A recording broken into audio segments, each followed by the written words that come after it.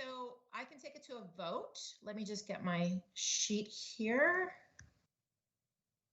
Okay, so we are proposing to move items 6.1,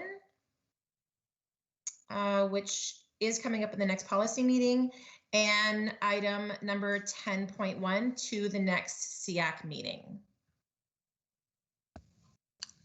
Trustee Agnew, I have a comment, a question. Sure. Just regarding if this policy gets deferred to next meeting, it can still come to policy, and then at the policy meeting, we could also review it and then send it back to SEAC as well. That's another option. Absolutely. And I think either works well. It may not be a bad idea to get the feedback in advance if possible, so that that could be worked into any suggested policy changes so that we can have that discussion at the policy table.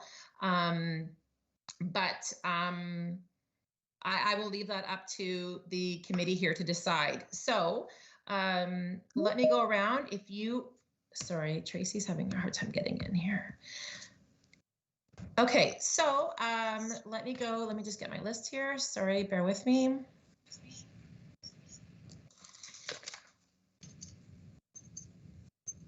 Okay, so Maria, do you want to make that? Are you moving that, and we'll get a mover and a seconder? Yeah, I guess that would be the appropriate way to do it. So I would just move to amend the agenda and to defer items 6.1 and 10.1 to the November SEAC committee meeting. Okay, can I have a seconder? I can second that. Okay, thank you. Okay, so I'm gonna call here who we have to vote. So if you're in favor of these amendments, just say in favor. If you're opposed, you can just say opposed. So Rick, how do you vote?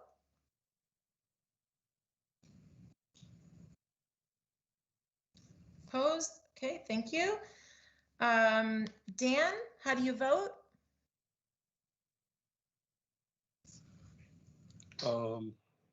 That's okay, 4. You're in favor, okay. Maria? In favor. Okay. Paul? In favor. Okay, in favor. Helena? In favor. Okay, Diane?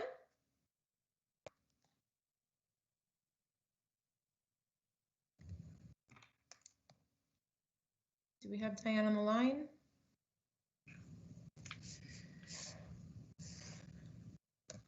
Let me just see if we have Diane.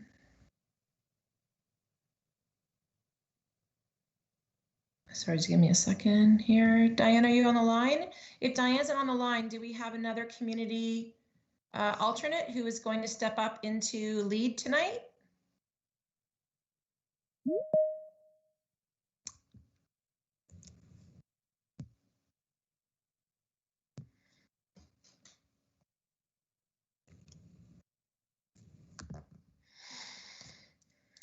Anyone want to step into that position tonight?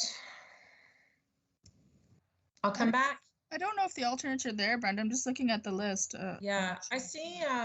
Yeah, I don't know if they are either. Oh, I see Michelle. Anyway, I don't know. Oh yeah, Michelle is there. Michelle, did you want to step into a lead this evening? Sure, I think I'm actually the alternate for Paul, but I'm in agreement. Okay. Tracy? Oh, gosh.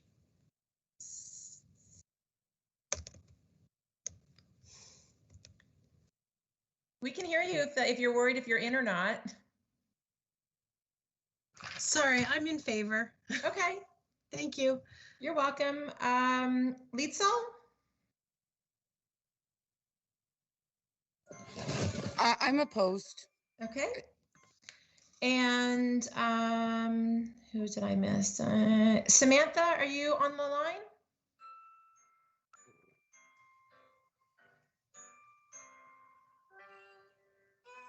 Okay, my vote doesn't matter, so the motion passes. So we will move those items to the next regular SEAC meeting. Okay, so can I get a motion to approve the agenda as amended? I'll move. It's Maria. Okay, Maria, do I have a seconder?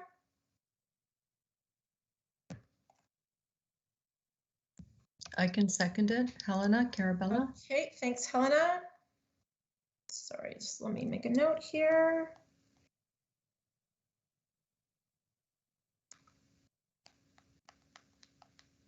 Just making a note on my phone here. Okay, seconder. Okay, do we want to, you know what, I'll do it this way. Is there anyone opposed? Oh, Diane's there.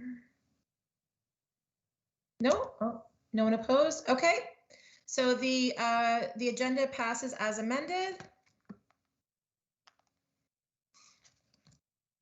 Okay, item number 2, declarations of conflict of interest. Do we have any declarations of conflict of interest this evening? No? Okay, moving on to item number 3. So we have 2 presentations this evening. Our first presentation is fetal alcohol spectrum disorders. And we have Denise Colley joining us this evening. Denise, as many of you know, is our chief speech and language pathologist and also the FASD lead. And she's going to provide an update on the HCDSB fetal alcohol spectrum disorder supports. So thanks, Denise, for being here, and take it away. Thank you so much, Brenda, and good evening, everybody.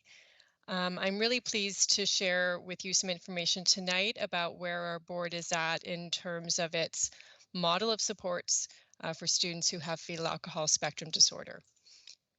Just to recap a little bit about what is FASD. FASD is a diagnostic term used to describe the impact of prenatal alcohol exposure on both the brain and body. This is the definition from CAN-FASD, and it continues to evolve. I would say even 5 or 6 years ago, we didn't understand the impact or realized it was a full body disorder. We recognize that FASD is a lifelong disability and that individuals experience challenges in their daily living and need support in multiple areas throughout their lives. We know that each individual with FASD is unique and has areas of both strengths and challenges. And FASD is also the leading known cause of developmental disability in Canada. Some of the fast facts about FASD from CAN-FASD include the prevalence rate, which we're currently landing at around 4% of Canadians have or meet diagnostic criteria for FASD. Many researchers do feel that this is an underestimate given the complexity and challenges around arriving at a diagnosis of FASD. Individuals with FASD are known to have a number of strengths, and these include being friendly, likable, affectionate, incredibly determined, hardworking, forgiving, non-judgmental, and caring. An area of particular concern for individuals with FASD is mental health, and some of the studies are showing us pretty consistently that at least 90% of individuals with FASD also experience mental health issues. We do know, and the research is bearing this out a little bit more specifically every year, that individuals with FASD can achieve positive outcomes in their life if their needs and challenges are addressed early and if they have access to FASD-informed supports well into adulthood. We started the year off with FASD Awareness Day on September 9th. And I'd like to just really commend our board. It wasn't easy having such a big awareness day the first week of school when we were, coming back, with COVID measures and everything in place. Part of the awareness day was certainly sending out the SEAC soundbite that your committee created last year around FASD. We also put out a memo to the system, and there was lots of resources online through StaffNet that schools and teachers could access around creating awareness about FASD, including announcements and activities and videos to show. We also had student input into the day, so we have several secondary students who have FASD who were able to meet with me in June and provide some feedback around what they would want educators and their peers to know about FASD to help inform what was going into the package that went to schools. And then we also had this video from Halton FASD that I would like to take a few minutes to share. It was put together by Marianne Bunkowski and her son. Marianne is one of the chairs of the parent support groups for Halton FASD, and several of HCDSB students are featured. So I do think it's worth taking the time to take a look and to celebrate some of their successes.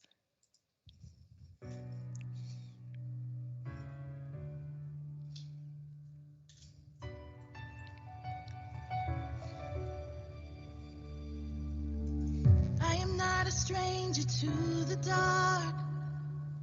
Hide away, they say, 'cause we don't want your broken parts. I've learned to be ashamed of all my scars. Run away, they say, no one will love you as you are. But I won't let them break me down to dust. I know that there's a place for us, for we are glorious. When the sharpest words wanna cut me down, I'm gonna send the blood, gonna drown them out. I am brave, I am bruised, I am who I'm meant to be. This is me. Look out, 'cause here I come. And I'm marching on to the beat I drum. I'm not scared to be seen. I make no apologies. This is me.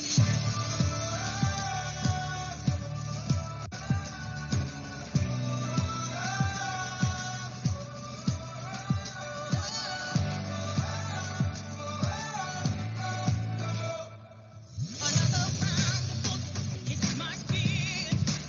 Well, fire away, 'cause today I won't let the pain sink in. We are bursting through the barricades and reaching for the sun. That's what we deserve. I won't let them break me down. I know that there's a place for us. Oh, we are glorious. Wanna cut me down. I'm gonna send the blood, gonna drown them out. I am brave, I am bruised, I am who I'm meant to be. Look out, 'cause here I come. And I'm marching on to the beat I drum. I'm not scared to be seen. I make no apologies. This is me.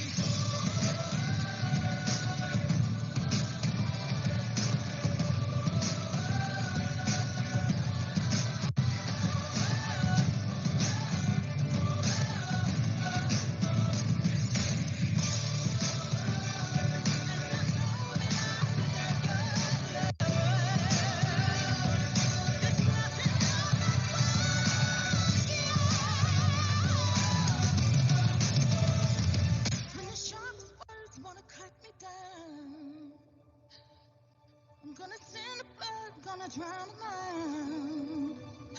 This is brave, this is bruised, this is who.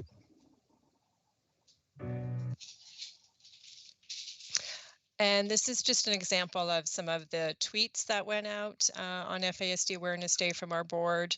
The sort of tagline for FASD Awareness is Red Shoes Rock.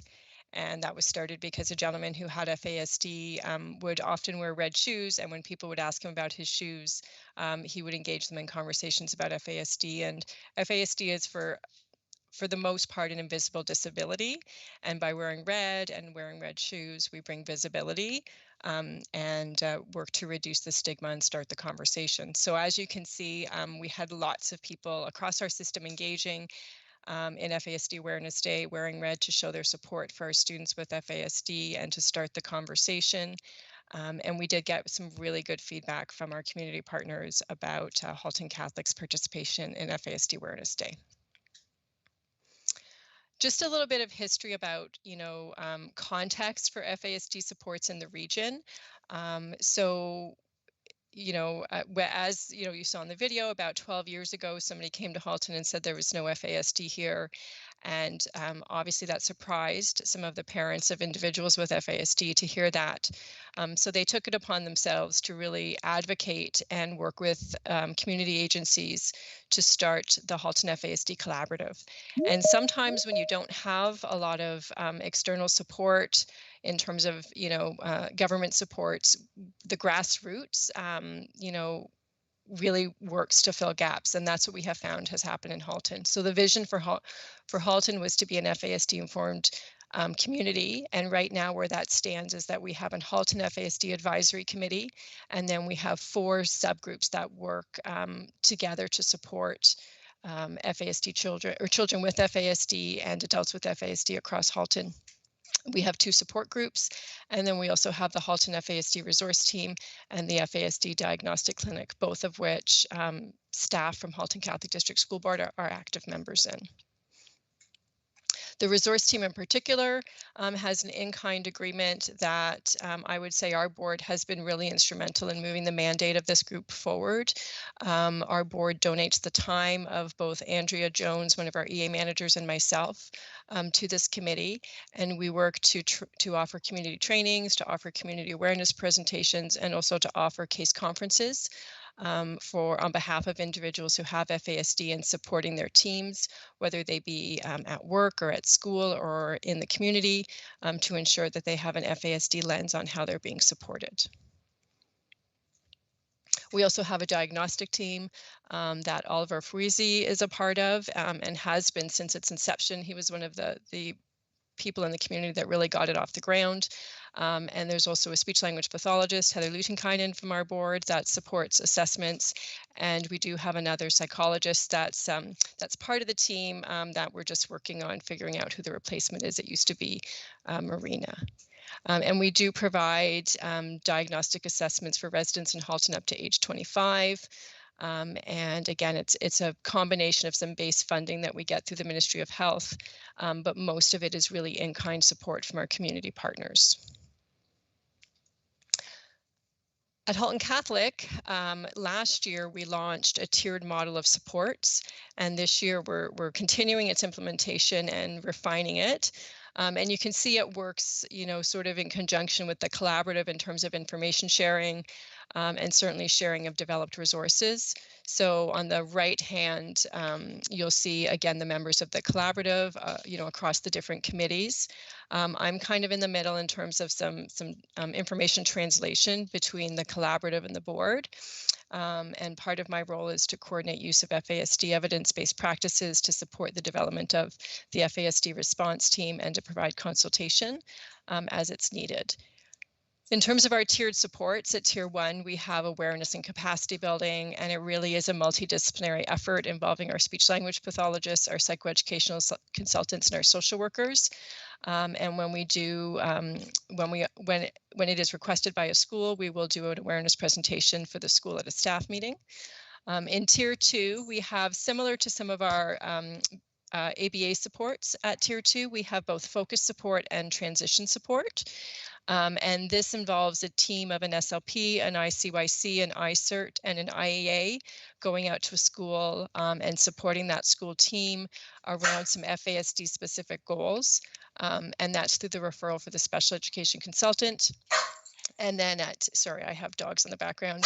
And then at Tier 3, we have community supports that are coordinated.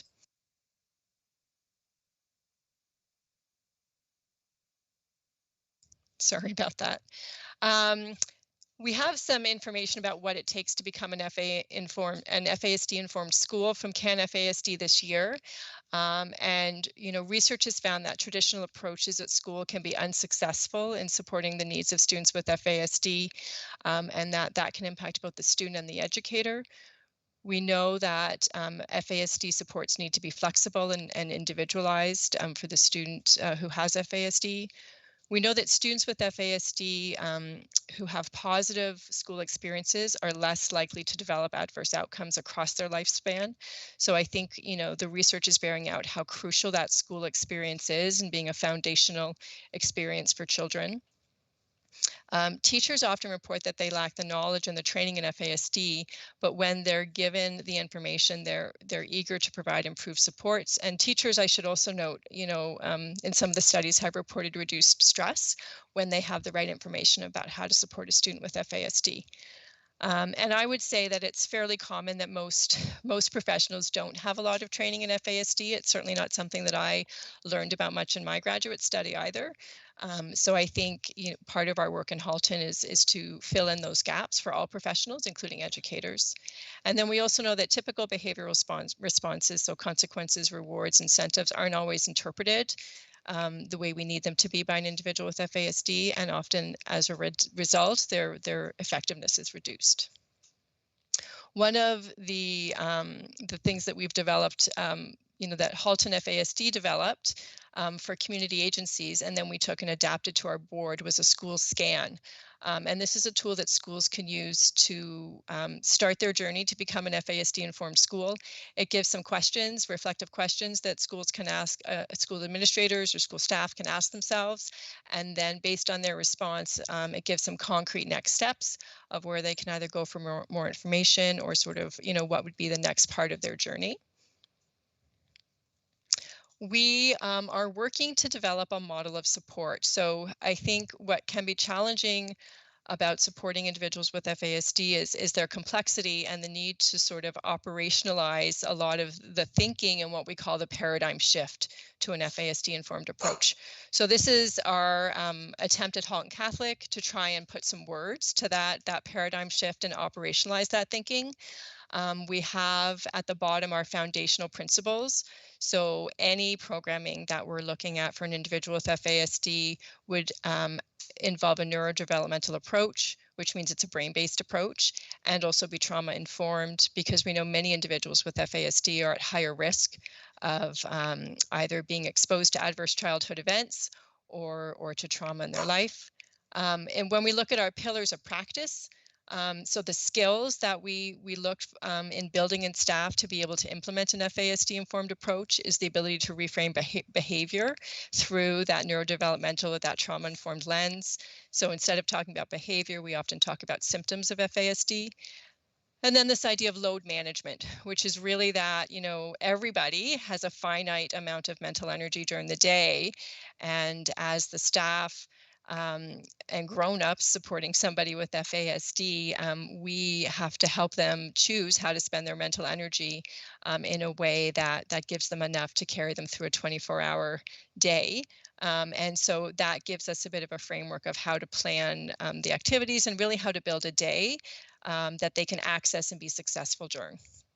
And then when we're looking at the details of that plan, we look at how are we supporting stable placement, because we know stable placement is the biggest protective factor that there is for an individual with FASD across their lifespan. So their ability to stay with their family and their ability to stay in the same school. We look at an FASD-informed approach to crisis management.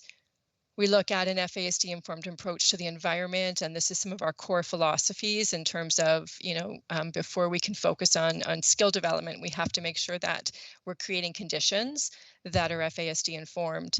And then finally, we get to skill development. So how do we get to do what we love to do in schools, which is, teach and develop, and how do we set those goals? When we look at last year in terms of a recap, some of the feedback that we got was that the structure of supports has helped the system to understand what's available for students with FASD at Halton Catholic. There was a clear referral pathway through the special education consultant, which I think, again, helped people to be able to access supports when needed. The feedback from the I-teams and the ICYC has helped to clarify the framework, the roles, and the resources that we needed, and it also led to us creating some additional resources over the summer to fill in some of the gaps that we found. Schools and families have found the support to be beneficial. The Tier 1 supports included awareness presentations and educator meetings in secondary schools and school consultations, and the Tier 2 supports last year included case conferences, and the FASD response team was deployed once for transition support and once for focus support. Something that we're really excited about this year is having in-house training for FASD. So because of COVID, Halton FASD had to move their training virtual, and they started offering it in modules that were about an hour and a half, which didn't lend itself very well to school-based staff, especially classroom teachers, being able to access 1.5-hour sessions, 6 or 7 times. So what we've done is we've taken the Halton FASD training, we've consolidated it to a day where the morning is really about the basics of FASD and the afternoon is about how you build that day an FASD informed program at school using the supports that are available at Halton Catholic. So it's a very specialized training for our staff. We've offered it twice already. We've had 80 staff come out. And this year, for the first time, there's also an opportunity for schools to access some release time so that a staff member from every school would be able to attend training this year. So we've got the full day sessions, and then we've also got these special topics in FASD that we're running over the course of the year. And this was actually an idea of one of our iCerts, who said it would be great to have some really specialized information going out to the system.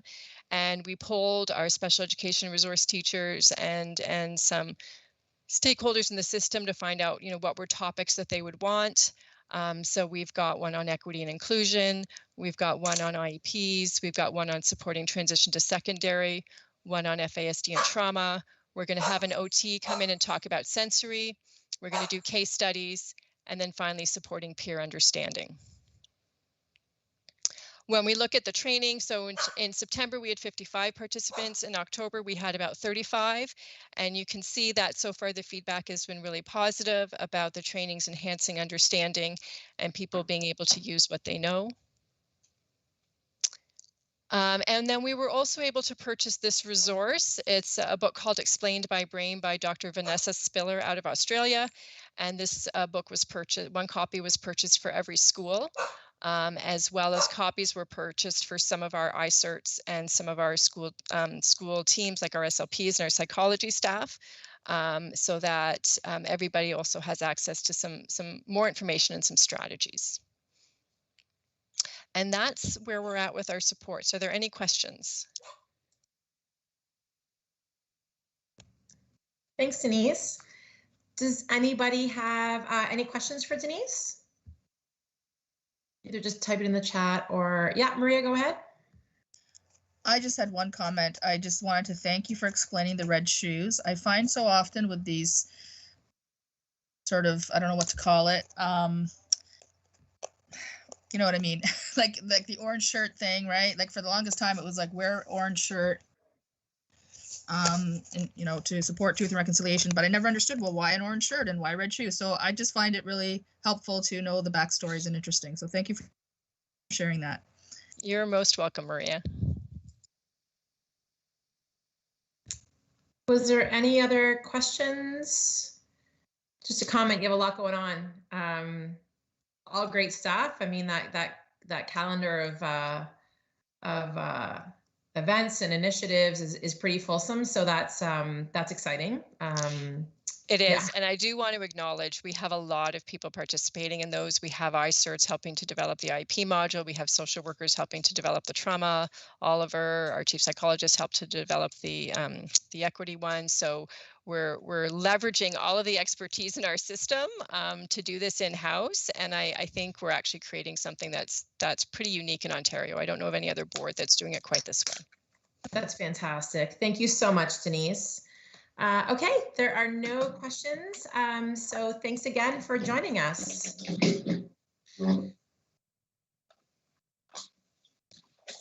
Okay. I gotta do this out here. Sorry? Okay, sorry. Okay, moving on to item 3.2, we have the post-secondary transition presentation. So joining us this evening, we have Andrew Cordero, who's an itinerant CERT. We have John Dietrich, a experiential learning consultant, student success, Kathy Jenkins, pathway consultant, student success, Fran Oliveira, itinerant CERT, Riona Richardson, special education consultant, and Lisa Vaca, special education consultant. And they'll all be presenting this evening on post-secondary transition. So welcome and thanks. Look at that crew. Thanks for being here. We look forward to your presentation. Thanks so much, Brenda. And good evening, everyone. We do have quite a crew here tonight. It's so nice to be here again, and thanks for inviting us and for giving us time on your agenda this evening. Tonight, we're going to be sharing an overview of the post-secondary options for Halton Catholic students. And this includes students working towards an OSSD or a secondary school diploma, and those working towards a certificate of accomplishment and a certificate of achievement. We're also going to look at some of the supports and resources that students can use to be successful in their personal pathways journey. And as Brenda mentioned, our Spec Ed team is pleased to have collaborated with our student success colleagues tonight to present with you this evening. So we do have from our Pathways Student Success team, Kathy Jenkins, and they were all introduced, and John Dietrich, who's our experiential consultant with student success as well. So we welcome them to join us with our presentation tonight. And as you know, we have quite a big crew tonight, and that is just to attest to the fact that exploring post-secondary options is a critical part of a student's educational experience, and a wide scope of support staff often support this endeavor. So we know it can be both an exciting and challenging time for families, and there are a variety of pathways to consider and many ways that a student can transition to post-secondary. Really, no one pathway is more valuable than another. What's important is that our students are encouraged to explore a post-secondary destination that is best suited for them as an individual. Really, what are they passionate about? What are they good at? And where can they be happy and fulfilled?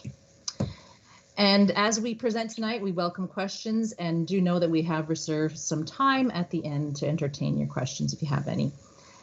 So I think we're ready to get started, and I'm going to turn it over to Kathy to begin for us. Thank you, Lisa.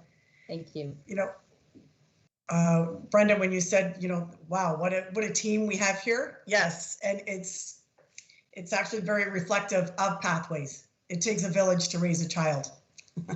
and there's more than one way to get there. When we give presentations to students, this can be a very scary, very exciting time. So we're going to start out the presentation just sort of giving you the broad strokes of what we present to parents and to students about pathway exploration.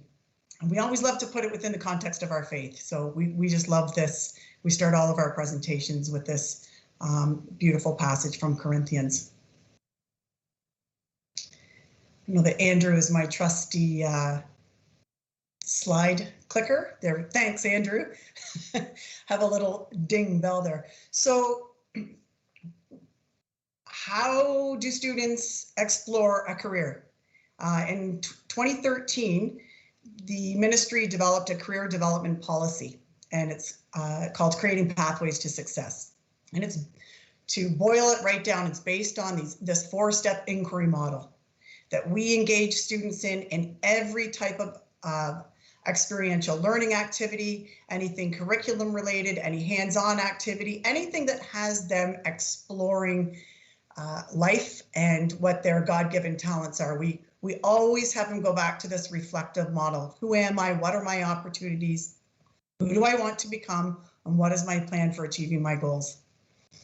And you can see how it morphs the older they get, the answers to those questions and the reflection deepens. And this program, this policy really puts students as the central architect of their own career exploration. And you'll see on the next slide, it so matches and is embedded in our Catholic graduate expectations. I know you need a magnifying glass to read that. It's more a visual just to show you, and certainly we can pass this along to you if you'd like it, to see how it totally aligns with our Catholic values. So as we say to students, there are 5 destinations, and there isn't one that's best. And some students might hopscotch around to different pathways. It is not a linear pathway for many students. And so it's just reassuring them that we'll help you find the best one for you. So when we talk to our students about the different pathways, we really try to help them visualize what kind of a learner they are. Are you somebody who sees yourself working with your hands? Do you see yourself working with other people? Are you dressed in a suit? Are you outdoors? Are you inside? So we get them to start thinking that way before they've even chosen what courses they're going to take and what pathway in high school. It's really just getting them to really identify what they feel like that they've been gifted with, that they are that they like to pursue. So with college, you know, oftentimes we'll explain to them, are you somebody that learns abstractly, but would really feel successful being in a classroom where there's lots of hands-on activity? Is that an environment that you thrive in? So as you can see, we take them through a few questions. I won't read the slide out for you, but just really broad strokes to get students to reflect on the college pathway. Apprenticeship, we always love talking to the students because there's such a need for apprenticeships right now for students to really consider it. As we say to them, which usually gets a chuckle from them, you know,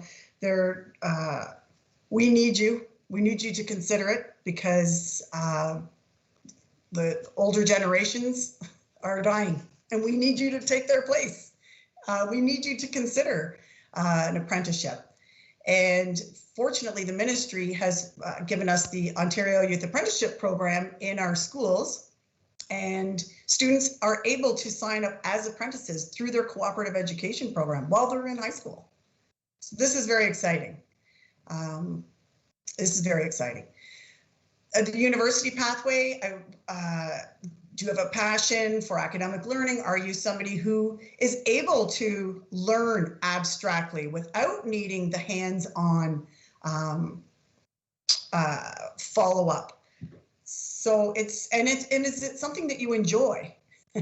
Not necessarily are you good at it? Is it something that you enjoy as well? Do you work well independently? Is that something that you enjoy doing? Just a sec, John, before I forget. Yeah, go ahead, Kath.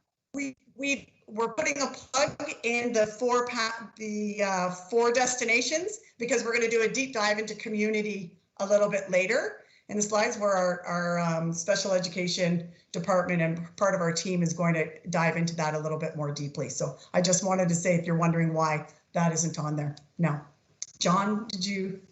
I just wanted to add, Kath, that we talk about this all the time in our team about there are some natural biases in education. And so as Kathy's presenting those 4 of the 5 pathways to you, we need to remember that as educators, oftentimes as parents, we bring our own biases to what we think is the best pathway for our children.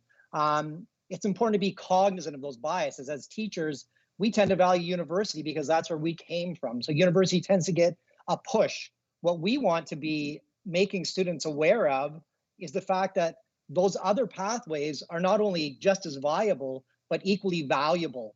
And it's important in our work that we make this clear to not just our parents, but the broader community as well. And I find, and I know Kathy would agree, it's one of the biggest challenges we face. We want all of those pathways to be valued by everyone. And that will encourage those students to follow their passions rather than certain expectations that are maybe put upon them by the people around them and the society around them. Yeah, great point. Great point, John. Andrew, if you could just hop back to that last slide. This looks like a really confusing graph. It's actually in our grade 7 and 8 pathway planner that we give out to students, and maybe as a parent you may have already seen this. And this visual is trying to show you how this is sometimes not a linear pathway. Like, you can't get it wrong. You can't make a mistake. You can't, you know, oftentimes we'll hear, well, if they don't take this course, then it's closing a door. And as I see here, there are lots of open doors, and there's more than one way to get to where they all ultimately go to, where we all go to, is into the world of work. And so we want our students to be happy, healthy, producing members of society, and safe. And so matching them, knowing that there is a variety of different ways for them to be able to achieve that final goal is comforting, I think, and especially for students too. John? Kathy, I just want to add that, so in keeping with the idea that it's not linear, I think we also have to sometimes alter our time frame for our expectations of our children and our students, that not everyone is going to jump into college and then move into the workplace. They may come out of high school, work for a year, then go to college, or then go into an apprenticeship. And I think oftentimes, and I mean, I'm a parent myself, I have two children, one who's taking a fifth year and another one who's in grade 12. And I think we have to wrap our heads around the idea that it might take them longer. They may not be quite sure of where they want to go or who they want to become. And we can't just push them into a situation that they may regret down the road. And I really do think that we have to alter our perceptions. And it can be difficult as a parent because we want what's best for them. We want it to happen as quickly as possible. But sometimes that's just not the best for our kids. And we really need to understand that, along with the linear piece, the time frame may be a little bit longer than what we initially expected. Yeah, that's a good point, John. Especially when you see there are so many programs here for students to participate in order to help connect them with what their passions are. And for so many of these programs, you know, students are really graduating with a resume instead of, you know, just an OSSD, you know, which is, that's great in itself. But I mean, just having these experiences, cooperative education, students can take up to 12 co-op credits as towards their OSSD. I mean, these are just phenomenal opportunities that that we have on offer for our students.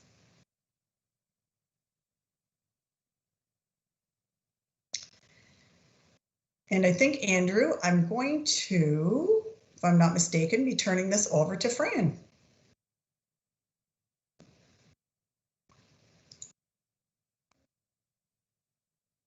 Thanks, Kathy. I'm going to be speaking about community pathways. So who is the community pathway for? Students with developmental disabilities when transitioning to adult life. This may entail support at home, community participation, competitive employment, or post-secondary school through the CICE program. This stands for Community Integration Through Cooperative Education, and Andrew will be speaking more about this later. Community pathways can be found on my blueprint. It's a guide to navigating the journey to post-secondary pathways for students with a developmental disability. Within this, you can find the HCDSB Family Transition Guide, and I'll be speaking more about this later. Basically, it's your one-stop shop for families to be familiar with what's available in their community. There are some additional digital resources to support post-secondary planning for students in special education. The first one is the Family Transition Guide.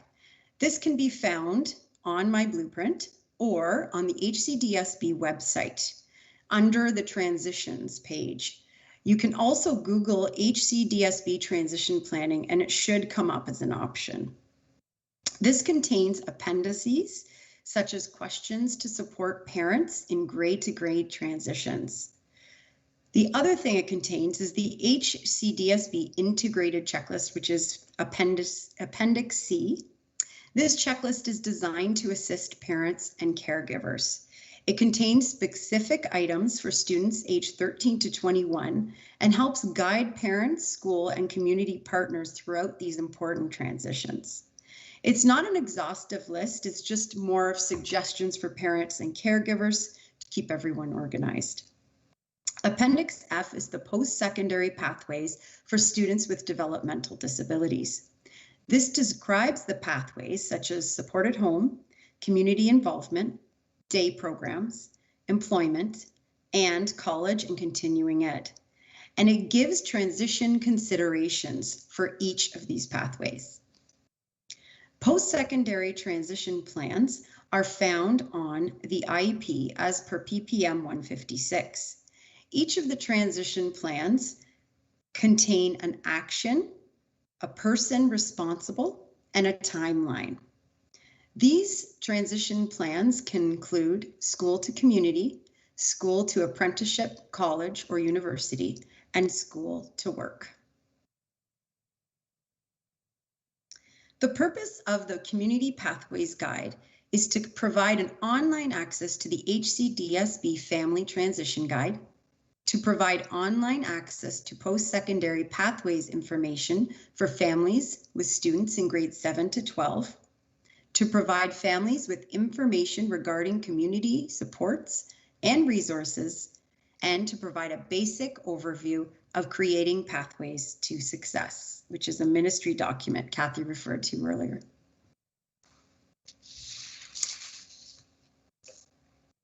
Now I think this is John. Thank you, Fran.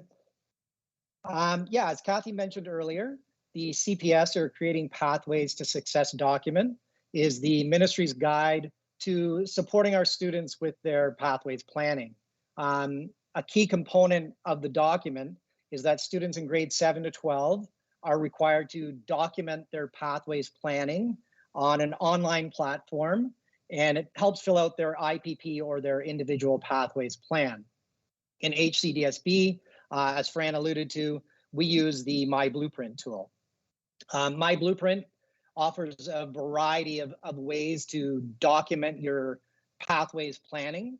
One, they have interest and learning style surveys for students to get a better sense of themselves and their learning styles, which obviously plays a key role in understanding maybe the type of pathway you'd like to encounter.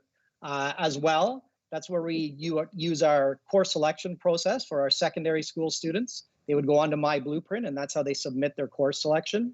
As they use their course selection, the tool can also be used. So they have a piece in the course selection portion of My Blueprint where a student could map out their entire high school plan. And once they've done that, My Blueprint can show them the possible pathways that exist for them based on their plan. So there's a lot of forward thinking that can be put into a plan in My Blueprint based on the courses you envision yourself taking throughout high school. The beauty of that is it's not set in stone. You can constantly change that and alter that and see how altering those course selections may change your pathways opportunities after you leave high school. There's also a beautiful reflection piece and portfolio piece where students can go in and kind of write journals about their experiences, whether it be in-school experiences or out-of-school experiences. Documentation of events that have taken place. It can be in-class events. It could be someone who's taken part in some extracurriculars. Maybe they were at Ontario Skills and they wanted to take some pictures or some video footage of themselves in that process. It could be something that occurs outside of school, whether it be a sporting event or maybe someone is an equestrian. Just making sure that you're giving a picture of your full self and helping you better understand yourself, but even maybe going forward, using the tool to share with somebody who may be influential in helping you make a decision about your future.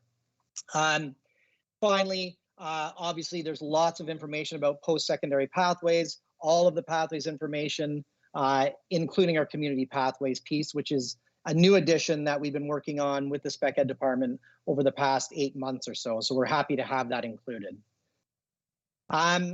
Okay, so it's important for you to realize that you can connect to your child's My Blueprint account. As a parent, there is a process for doing that. I will say, and Kathy alluded to the fact that the key tenet of creating pathways to success is that students are at the forefront of this process. And so while we want parents to be involved and be a sounding board for our students, we want you to be aware of the fact that this is their process and that we want them to better understand themselves so they can advocate for themselves. Obviously, we would never discourage a parent from being involved in that process, but I think there's always a general bit of caution there to ensure that we're allowing the student and the child to lead that process.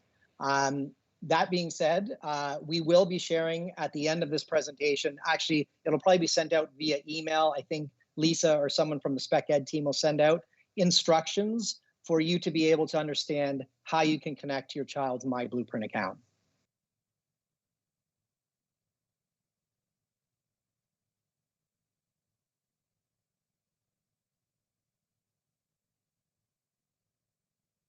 Sorry, everybody. I'm trying to DJ my own song here. So I'm going to get onto my slide.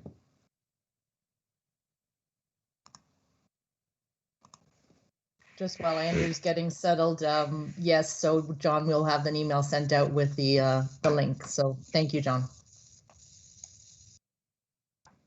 Yes, thank you, John. And once again, thank you for the chance to chat with all of you this evening about some of the supports offered in the HCDSB and with our partners in the community. Here on this slide, I would like to highlight some of the supports offered by our colleagues at the Thomas Merton Adult Continuing Education Center. The Next Steps and Grow program are programs that provide individuals with developmental disabilities the opportunity to develop and enhance their employment, education, and/or independent skills. Individual programs are developed based on student goals. Small group settings provide for individual attention. Students must be able to work independently and able to set and meet learning goals. So Grow classes run Tuesdays and Thursdays from September to May. We've provided some contact information there, and the contact Thomas Merton for this program is Helen O'Brien, and her email address is there, o'brienh@hcdsb.org. Our next slide highlights an opportunity available at the college level for our students.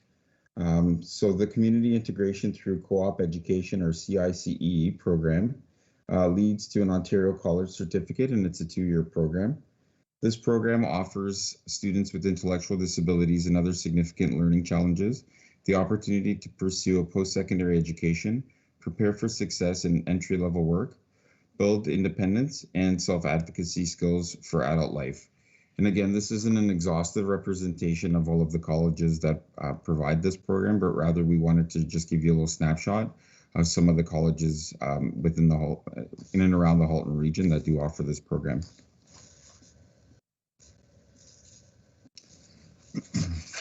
To be eligible for admission, students must have a documented developmental intellectual disability, be 19 years or older on the first day of classes, so day after Labor Day, to be able to participate in an admission interview to determine programs' suitability, interest, and personal goals, submit all required documentation prior to the date stated in the admission package, and demonstrate a willingness to participate fully in the program. So just a little bit more information on that CICE program.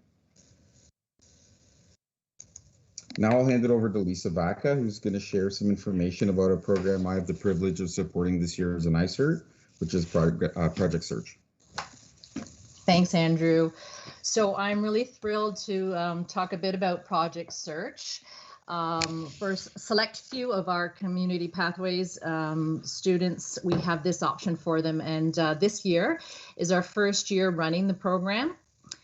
Do you know that it's run at Milton District Hospital, and Project Search is currently available in over 600 sites globally. I know we've talked about it a little bit in previous meetings that we've attended.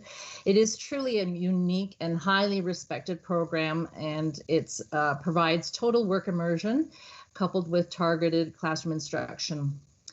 The Project Search model is a partnership program, and of course our partnership is with Milton District Hospital as the business community, as well as Community Living North Halton and ourselves. So the principal outcome of the program is employment or readiness for employment. Andrew, if I can ask you just to slide back for one moment. Thank you. So in this slide, you will see a photo of our special education instructor and our first group of interns. So really excited to share that with you. And the second photo you see as well is a group shot of students that were touring the medical devices processing department this year. Some of these slides, if you are a Twitter fan, you would have seen some of these on Twitter as well. Thanks, John. Okay, next slide, please. Thanks. So for our Project Search program, the students that are involved need to be at least 18 years of age and, of course, have an intellectual disability to be considered for the program. The program is also best suited for students that are in their last year of high school, as the intention of the program is, of course, to build workplace skills so people can get a job. So some of the features of the program, and I think I've mentioned them a bit, is that it's a total work and place immersion at Milton District Hospital. This year we have 6 interns that are participating in the program. The classroom instruction is led by our special education teacher, and the curriculum is provided by Project Search itself. There are 3 internship rotations supported by skills trainers who are employed by Community Living North Halton in our case. There's customized job search assistance, and of course the goal is competitive employment. So in this slide, oh, back for a second, sorry. Yes, in this slide, you see a close-up picture of one of our interns who's working in the medical device reprocessing department for their first internship. Okay, next slide, please. Great.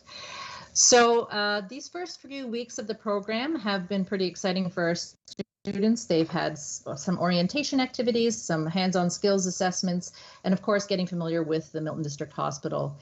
And their experiences have been identified through a collaborative process that involves a teacher, the skills trainers, and of course, hospital staff and the departments, the managers of the departments.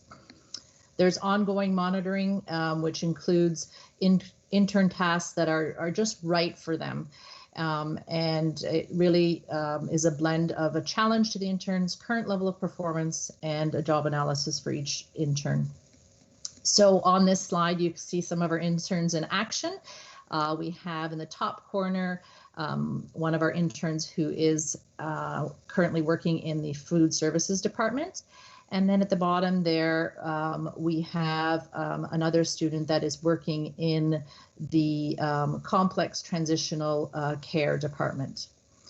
One thing I wanted to mention as well is last week I had the pleasure of attending some of the student-led employment planning meetings, and this is part of the program, and these students have really come a long way. They I continue to be impressed with the growth and learning that has happened in such a short period of time. And of course, we look forward to our next rotation of internships where we get to learn a little bit more and learn a lot about the exciting opportunities that the Project Search program has to offer. Okay. Next slide, please. Thanks. So this slide has a photo of the classroom and the medical surgery department. This is a photo of the students on tour there. There are other departments that are currently housing some of our internships. We don't have photos of them just yet, but we'll get some photos of those in, next time around, let's hope. So these include the emergency department and environmental care services. Okay, and that's Project Search. So I'm going to turn it over to Riona, who's going to speak a little bit about some of the options for students who will be transitioning into the community. Thanks. Our community partner agencies play a critical role in supporting the transition to adult life for our students with developmental disabilities. Community Living Burlington, Community Living Oakville, and Community Living North Halton, as well as Developmental Services Ontario Central West, provide parents with information about programs and supports available in the Halton region. So these agencies will collaborate with families and the schools to help determine future pathway directions that best fit the student. And they base these conversations around a profile of skills acquired and the student's level of independence. They then connect the individuals and their families to supports in the community, which will help the student achieve their pathway goals. And they'll also work in collaboration with community businesses and organizations to create employment opportunities for students. So they're always on the lookout for new opportunities. We recommend that parents connect with these agencies as their child enters secondary school to gather more information about the referral process and to initiate the referral by the time their child's 16. And services with these agencies will begin at the age of 18. Next slide, Andrew. Thanks. Our community agencies provide support at home or residential settings for students with complex needs, opportunities for community involvement by promoting activities outside the home, such as volunteering, social groups, community sports, clubs, and Special Olympics. They support day programs to build daily living skills and social development, and supported employment settings facilitated by a job placement coordinator. So they're really there to offer a wide range of services for the students that they serve. Parents are encouraged to stay informed regarding the pathway opportunities by accessing agency websites and social media feeds, and that's where you'll find the most up-to-date information. So I was doing a little look myself over the weekend, and Community Living Oakville recently posted some information about their virtual pre-employment program launch, and that starts in November and runs for 6 weeks. And DSO had advertised their October workshop series, which involved creating individual housing and support plans for individuals. We recommend that you visit the Halton Catholic Community Pathways section of My Blueprint to access a list of relevant sites. So there's a whole list of sites you can go in there and you can do some of your own research. The Halton Catholic Pathways Twitter feed is also an excellent source of current post-secondary information and opportunities available. And I'm going to pass it back to Kathy, who's going to talk to us about additional pathway planning resources. Well, thank you for all the plugs for the Pathways site and on social media too. That's amazing. Thanks, Rihanna. So this is just an info page really for all of you. Something new this year are College Mondays. There's been a huge uptake in the parent and student community with these webinars that are running on Monday evenings. So you just have to click on the site and it'll list the school and the date that they'll be running an info session.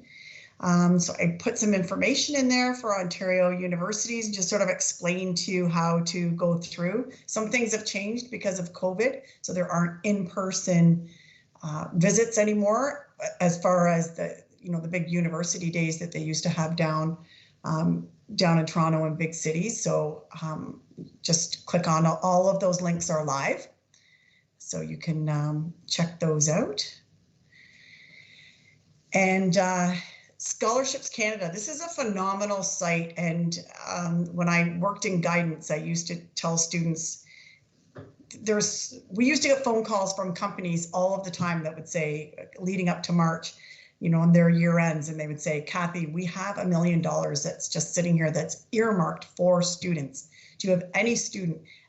And there's any student that could just apply to it. I remember Wendy's calling one time and saying doesn't have to be based on academics. It could be based on just the type of essay that they wrote or a particular aspiration that they had. So there are so many different ways for students and families to access money. So I highly encourage you to check out that site, and not just for applying to post-secondary, but even after the second and third year that you're in, they will cover textbook costs. So working with your child on developing an essay or a submission like that they can tweak and send it to a couple of different places, or sort of some tricks that we do in guidance departments with students to help them. And then obviously our educational partner, HIAC, the Halton Industry Education Council, they partner with us and connect us to industry in the Halton region with our students, but they also house apprenticesearch.com, which is a great landing base for information about apprenticeships. And I mean, I would encourage you to talk to your guidance counselors. I know right now they are planning for visits for job fairs. They've got apprenticeship visitors coming into the school. Ontario Skills is coming to do a presentation to students, depending by school. University and college reps are coming in as well. So the guidance department is a great place to go to. And I think on the next page too as well, some caring adults in the school, you know, I'm not sure who's got this page, but I think all of us could speak to this. Yeah. Thank you. Yeah. So who can help support our students in our secondary schools? Every student will navigate their own individual pathway through high school to their first post-secondary destination. And it's a complex journey and many people are available to help them. So we don't want anybody feeling like they're alone in this journey.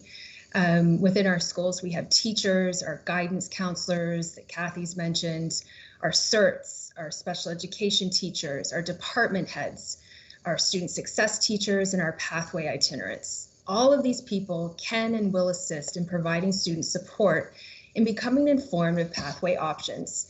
And they'll provide clarification along the way on what's required to successfully pursue these destinations. Students and parents are encouraged to reach out to the caring staff in your schools. They're there and they want to help. What role can parents play? So next slide, Andrew. It's important for parents to stay involved with your teen, to listen attentively, and ask questions to understand their interests and passions. Be aware of opportunities and resources in the Halton region and beyond, and provide support to continue to build your child's learning and independent skills. Planning for transitions is an essential ongoing process that is built upon positive, collaborative, and honest relationships between the student, the family, the school, and the community partners. On behalf of Fran, Andrew, Kathy, John, Lisa, and myself, our big group, we thank you for the opportunity to present to you tonight on the topic of post-secondary transitions, and we welcome any questions that you might have.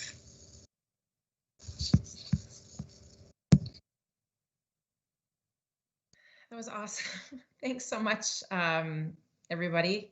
Oh, we need to get rid of that because that's like, I don't need to see myself double time. Thank you. So I'm going to put it out there for questions. I have got a list of questions, no surprise. I don't see any hands up or notes in the chat. So maybe I'll start and then, you know, people can kind of jump in if that's okay. Okay, so I have a few here. So with respect to the information that we want parents to have, so maybe specifically to the pathway guide, realizing it's through, okay, thanks, Maria, realizing that it's through their blueprint, but how are we letting parents know that? Like, how are we advising them that that's the way that they can access that guide so that they can see what's available or what's coming down the pipe for their kids? Is that the CERT telling them? Is that like, who's having that conversation with parents to say? Yeah. So Brenda, because this is new and it's in the early stages of the rollout, we're going to share that information, particularly about connecting to their child's account. And we have our pathways itinerants who can help disseminate that information. And I think Kathy could probably disseminate it through guidance if need be. And Lisa and her team could also send that through the spec ed department. But you're right, we have to have a plan to make sure we're getting that information out to families. A lot of it is already out there, but the parent connection piece is new. And in truth, the only way to see, particularly that community pathways piece, is to connect to your child's account, because a parent can't have their own actual My Blueprint account, if that makes sense. Yeah, for sure. I just want to make sure that we're communicating that to parents. So whether that's happening perhaps organically through an IEP meeting or through some sort of other, but that there's actually a checkbox somewhere in that process. So we're letting parents know that this has been communicated to them and this is how they access it. That would be great. Sounds like you're still working that out. So another question with regards to parent participation. So And I understand the value of being connected with community partners, but the reality is that there's a number of parents who are very uncertain what exists out there, what's available, how to fill out the applications, how to get them going. So, again, what role does the school play? So if I'm thinking about things like community living, DSO, what role is the school playing in assisting, first of all, letting families know that those organizations exist, and then letting parents know about this application process, that they need to apply by a certain age, because I think there's a lot of parents who may not be at all familiar with those or how to even get involved. So what role would the school play with that? So maybe I can answer part of that, Brenda, for you. And just going back to your previous question, the rolling out of my blueprint and sharing of the community pathways information with our certs just happened at this very last October community, my goodness, it happened at our last session that we had for our cert. So that just happened on October 1st. So it is in the work and it's in initial stages. So I just wanted to mention that as well. But yes, we have had conversations with them, and there's going to be follow-up with our pathways itinerants, as John has mentioned already. Now back to this question that you just asked. So we have noticed that it is difficult for our parents to be in touch or just to be aware of all of the community organizations. And I sit on the Halton Advisory Transition Committee, and we've reached out with them last year and this year again, and we're trying to make a more cohesive group so that students and parents and the community partners are linked. So we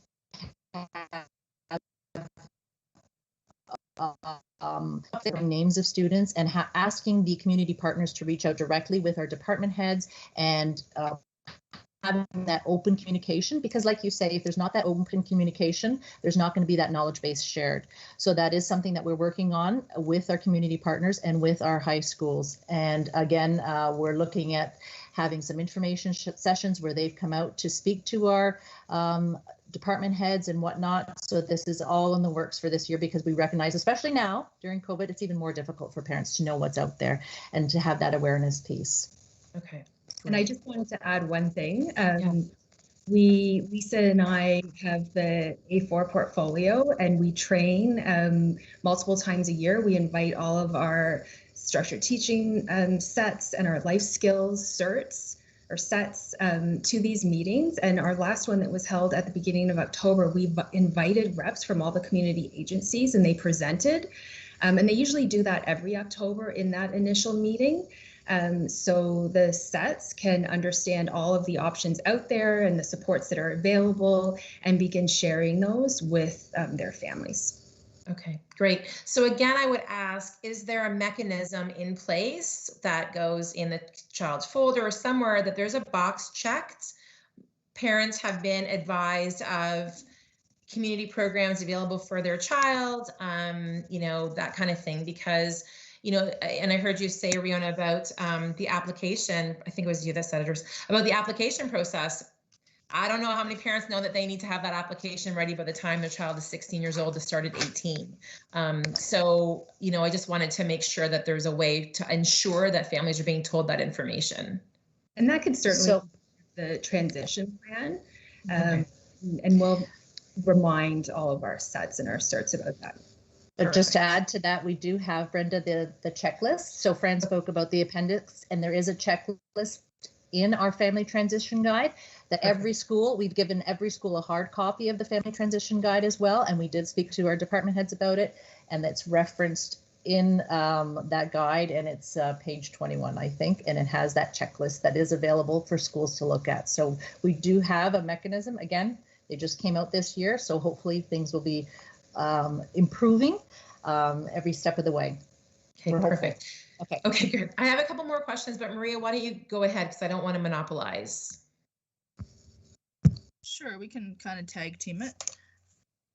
I guess one comment I would just say, and it wasn't originally on my list, but just listening to your questions as well, I would say even for parents that don't have identified students, I'm not sure how well parents are aware of all of this, the My Blueprint and all of that. I know with my kids, I sort of would hear about it, you know, from in meetings that I was in and such. I was never really introduced to it when they were using it. So I'm not sure if the kids are supposed to come home and tell their parents, but I don't know how many grade 7 students do that. So maybe just some feedback to take back. I think maybe there's some work to be done on the communication piece throughout. And with respect to the different pathway options, and I wholeheartedly agree that university is not for everyone. All these pathways have value. We know there's shortages coming up in trades. We hear about that all the time. What I think confuses the message sometimes is this focus on de-streaming. And I know that's not coming from the board. I know that's ministry and it's even bigger than that. But when we say we need to de-stream so everyone has access to university, it sort of reinforces that message that, you know, that university is sort of the be all and the end all and that everyone should want to go to university. So I find that a little bit confusing.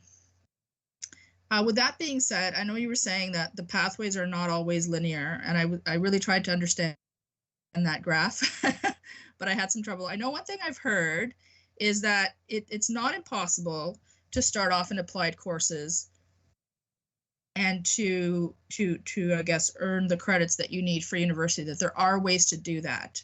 But I've also heard that it's not sort of well known, it's not well shared, that people sort of have that perception that you're kind of stuck in that pathway. So I guess I'm wondering if you can explain what that process would look like for a student who maybe was in applied courses for in grade 9 and 10 and now they want to go to university.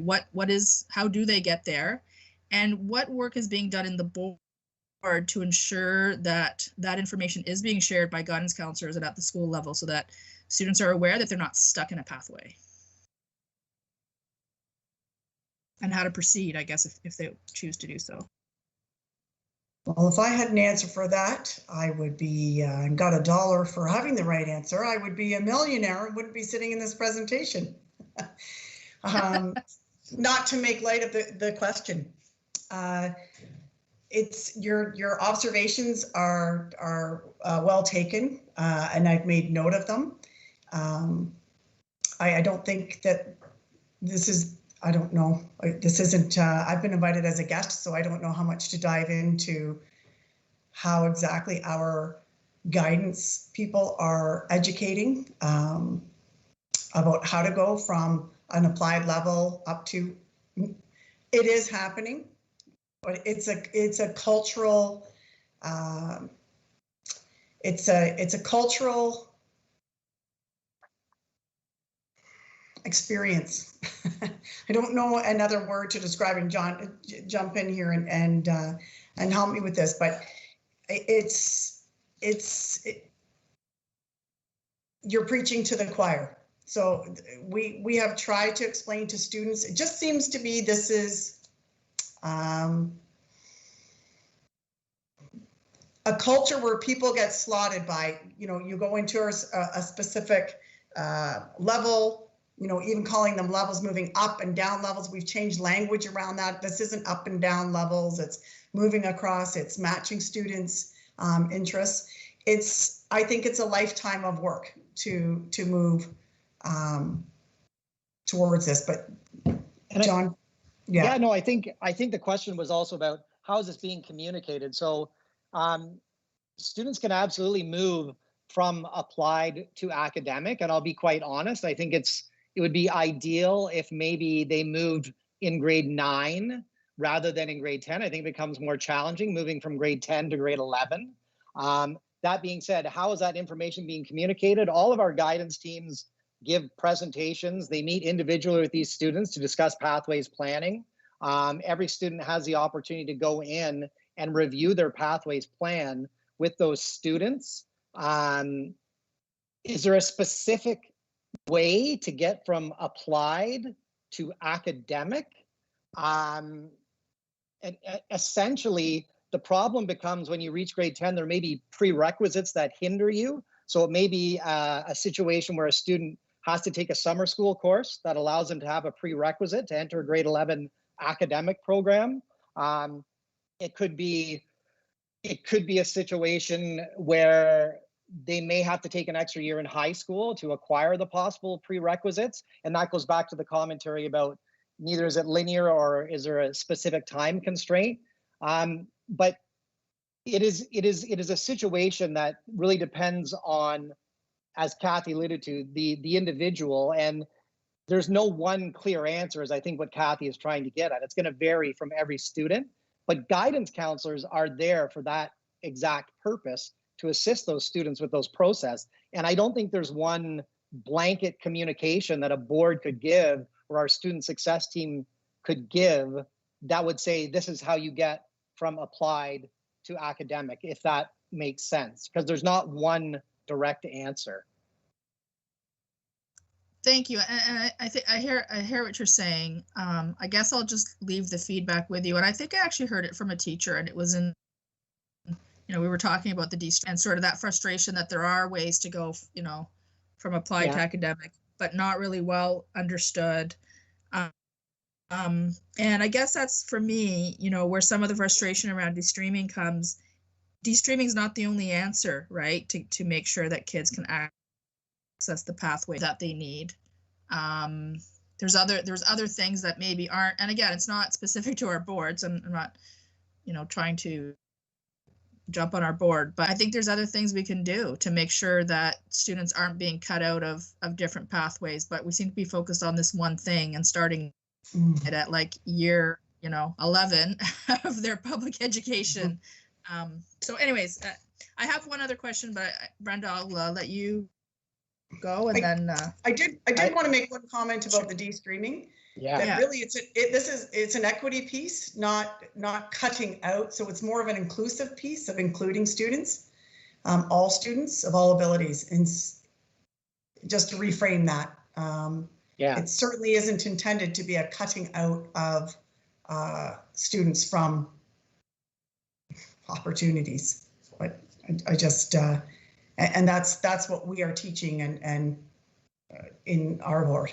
So just as a information. Okay, sorry, I don't know what I said about cutting out. I'm not sure if maybe something was maybe not communicated clearly. Okay. I guess I'm just saying there are other ways that if students want to pursue a university pathway, there are other things that I think could be done systemically to make sure those opportunities are there, like starting earlier, right? And like not starting grade 9, starting earlier. And again, I know this isn't specific to our board, but I'm just saying, and also making sure that, because right now it's, grade 9 math is the only de-streamed course. So, making sure somehow that students are being made aware that there are ways to move from one pathway to another if that's what they choose to do. And I know that's a sort of big loaded question and initiative, but I think it's an important one.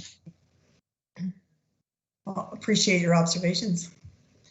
Okay, so I did have another question for you. In listening to some of the options,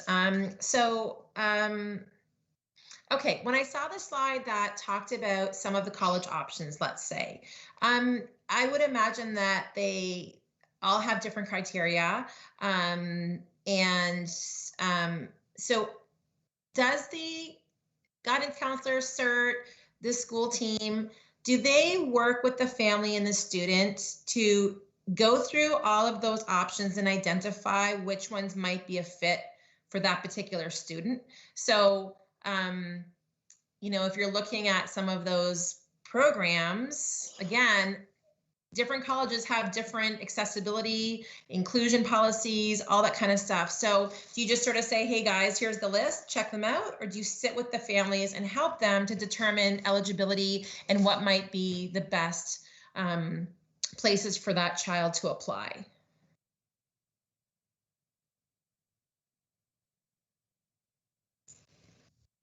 So we do work with our families in narrowing down some options, really pinpointing the students' interests, and their skills and abilities, and what's going to be a really good fit for them. And when they let us know what they are interested in, we do, every college and university has an accessibility department, and they provide often, especially in this virtual world, information sessions, evening information sessions for students and their families that you're able to attend. So we do provide links and info to that kind of stuff, and they're able to access. So, you know, if you're interested in a program at Mohawk, you can contact their accessibilities department, and they'll either have an info night for you to learn the requirements for that program and how you can access all of their accommodations and specialized programming, or they'll talk one-on-one with you about it. Okay. Yeah. Because I have heard from families that becomes a huge barrier and a big obstacle when they're looking into those post-secondary programs for some of their students, because again, the criteria are different. They get their heart set on one program, and then the admission to whoever says, nope, sorry, this doesn't fit for you, and then you're back. So just wondering if, you know, again, the role that the school can play to sort of say to the parents, this is our experience with this program, or this is how I think that would be really helpful for some of those families. And I also heard you talk tonight about some programs that start at the ages of 18 and 19. What do you do for kids who graduate 17? What do they do for a year or 2 years before they can be eligible for any of that program? So Project Search, they can't do till they're 18. College, they can't do till they're 19 if they have a developmental disability or an intellectual disability. What do they do for 2 years? Anybody know? So our students with developmental disabilities don't typically leave at age 17. There are kids who are in our system who are going to go for a 4-year certificate and who will leave after 4 years. And don't forget, I mean, developmental disabilities is a large spectrum, right? You could probably define physical disability under that, I would imagine. So just because a child has a physical disability doesn't mean that they have an intellectual disability. So they could be eligible to graduate in that 4 years, but they may need different supports secondary or post-secondary. Okay, so your questions for developmental disability first, and then physical disability as well? Well, I think, so first of all, I didn't see any programs for physical disability, so that's certainly upsetting. I think that we need to try to help to find some programming for children who have physical disabilities, because I didn't see any of them here. So I wonder what's going to be available for those students when they graduate the system and leave. For post-secondary. So I guess that'd be one. Yeah, Lisa. And then the second one would be from a developmental disability perspective or a learning disability perspective. You know, we do know that we have students who have LD, but they could still go through a normal 4-year program. There isn't always an assumption that they'll go for 5 years or 6 years. So what happens then? So there's several of the community pathways that several of the destinations that they could go to. There's workplace options. There's also community. We talked a bit about that. And there was one of the programs that is that Andrew mentioned, and that is the GROW program. So that would be available to students that they could access, and that's through Thomas Merton. So we did talk a little bit about that. And when we're looking at some of our students with physical disabilities, you know, some of the range of community offerings, our best bet would be to be in touch with them, with our community providers. As Riona said, they are always they're always offering programs for our students. And I think with your school, the school staff and your guidance would know of the most current and relevant items that are out, but definitely something for us to look for. Noted that there's not something specific for physical disabilities that we've outlined for you this evening. Yeah, like even Project Search, right? That's only for developmental disabilities, not for physical disabilities. And a lot of the programs that I know for community living, there's a certain level of independence that's required, and that may not be there. And then so again, I'm wondering about those students who want to go into a college program and they're out of high school at 17. Is there something they can do for 2 years till they can apply for that college program at 19? How does that work? I just want to talk a bit about Project Search, and many of our students that are in Project Search right now have multiple exceptionalities. So that's not just an intellectual disability. So they have another disability, I would say maybe 5 of the 6 that are in the program. So just so that you, and one of the students does have a physical disability. So that's just an awareness piece. So that is a possibility. And then you asked about college. So maybe John can help out with that. What was the question about college? Sorry. So just if the student is leaving school at 17, they've done their 4 years, they've got all their credits, and perhaps they're only going to be allowed into university based on that criteria around exceptionalities or around special programming, but that doesn't start until they're 19. What do they do for 2 years? So college entrance starting at a I specific saw that you had age, to be I'm not sure. 19 by Labor Day. Is that not correct? Sorry, John, I can't hear you. Sorry, It's Brenda. okay. I'm just a little confused with the question. So a student with an LD who graduated with all their credits at 17 would just pursue a college pathway if that's what they chose to do. So I'm not sure if am I So what if misunderstanding it's the not question? LD? What if it's developmental disability, or what if it's a physical disability? What if it's something that is going to impede their ability to apply for a normal post-secondary experience? So they're going to have to go under that umbrella of that specialized program, and they have to be 19 to do that. So okay. So only for the specialized program. So they could ideally still go to college, and the college could meet the needs of that student at 17, right? Okay, so perfect. that would be something that had to be discussed. And as you pointed out, talking about what accessibilities the college can provide at 17. So you're talking about a student who wouldn't qualify for college. How do we fill that gap for those 2 years if they're getting into that program at 19? I'm not going to try to. I have no clue. Okay. Okay. Because I mean, that could be a reality, right? Some students may not want to stay in high school for 6 years, right? Yeah. I completely understand what you're saying. There could be a gap for a certain group of our population who don't qualify to go to college at 17 and have to wait till they're 19. And community sometimes, programs, sometimes you might find that there would be like a pre-program program. Okay, perfect. And that's certainly an issue we can explore further, Brenda. We can take sure. I mean, I'm just putting it out there because we know that the profiles are changing all the time for students. So I think if we can try to predict them a little bit and have some options, it just helps the parents and the kids so much, because this is such a scary time for them. And we know that when they hit 18, stuff just drops off out there. So it's such a scary time for them when they have students leaving the school system for post-secondary. I think the more we can help them, the better. That's my personal opinion. Oh, absolutely. Great. Okay, so just have it on your radar. Sorry, I didn't mean to monopolize that. Maria, do you want to go ahead and ask your other question? Sure. Yeah, I just had one other question. So for the university pathway and also for the college pathway, one of the things that is really important in those post-secondary institutions is exams, and they can be worth quite a lot of a final mark. And we're now entering into a third year of no exams here at HCDSB. The last exams were in, I guess, February of 2020, and we're not looking to write any this year. So how are we preparing those students for that skill that they're going to need when they get there? And so that applies for all students that are on one of those pathways. But I would imagine for some of our spec ed students, they would be accommodated in high school. They would have supports.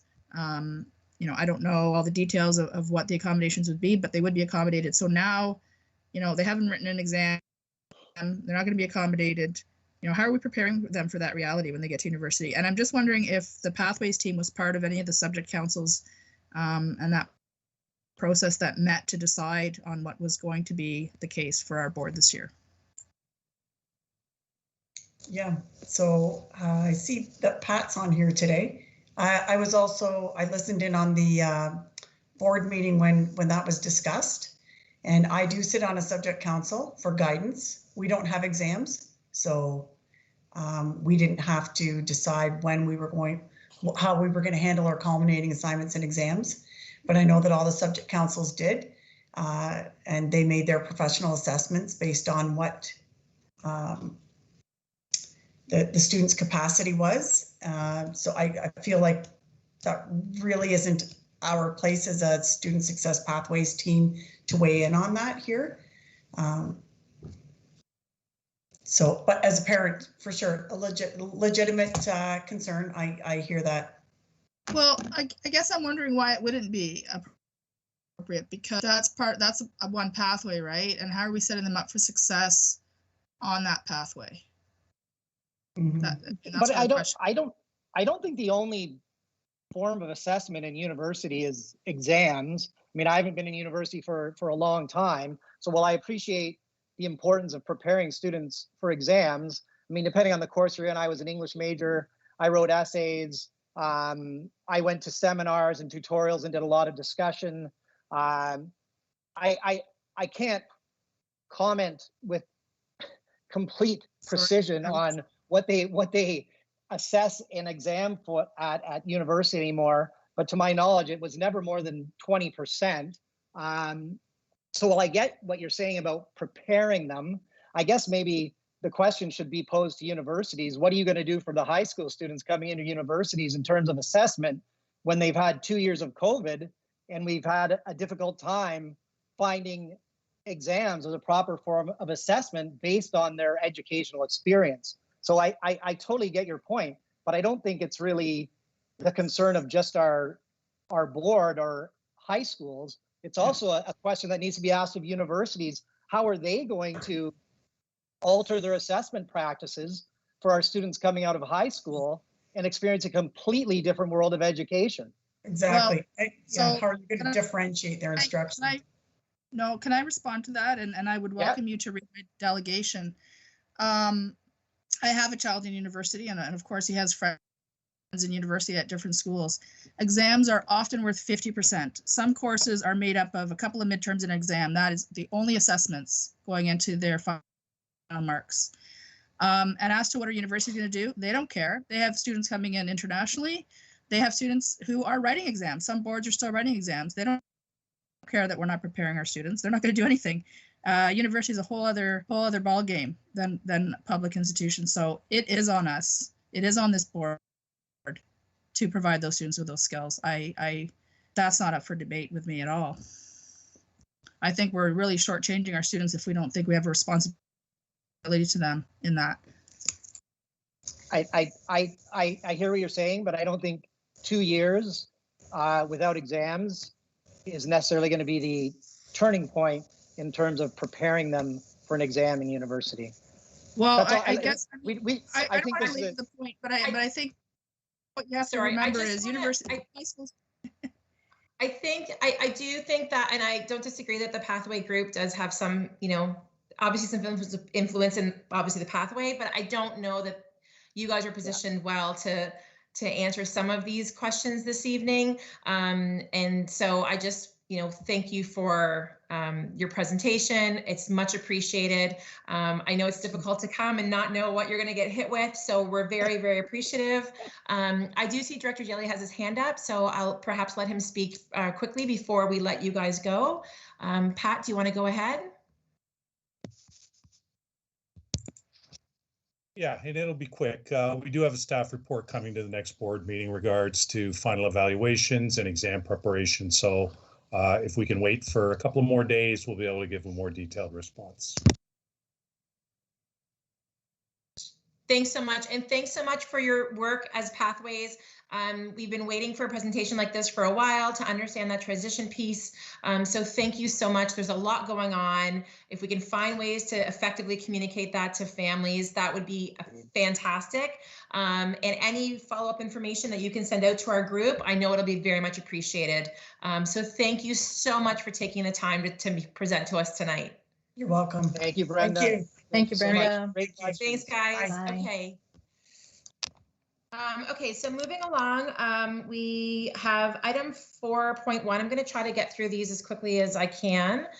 So item 4.1 is approval of the minutes from the September 27th, 2021 SEAC meeting. So those would have been provided in your board package. Did anybody have any questions with respect to the minutes? And if not, could I get a motion to approve? This is Paul, so move. Thanks, Paul. And do I have a seconder? Diane, is that you?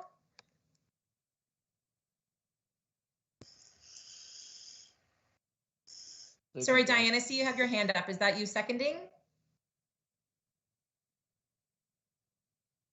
Okay, I'm going to assume by the hand up that that's what Diane was doing. So moved by Paul, seconded by Diane. Moving on to item number 5, business arising from previous meetings. The chart was included in the meeting package. Did anybody have any questions around business arising? Maria, you have your hand up? Yeah, just one item that I think is from the minutes that hasn't happened and it's not on the chart. So with the policy committee working schedule, I think that Trustee Guzzo was, well, it says in the minutes, and I remember from the meeting, Trustee Guzzo was going to share the schedule with us. I don't believe that's happened. Okay, so we can get it shared right after the meeting. Sure. Yeah, for sure. I'll make a note here as well.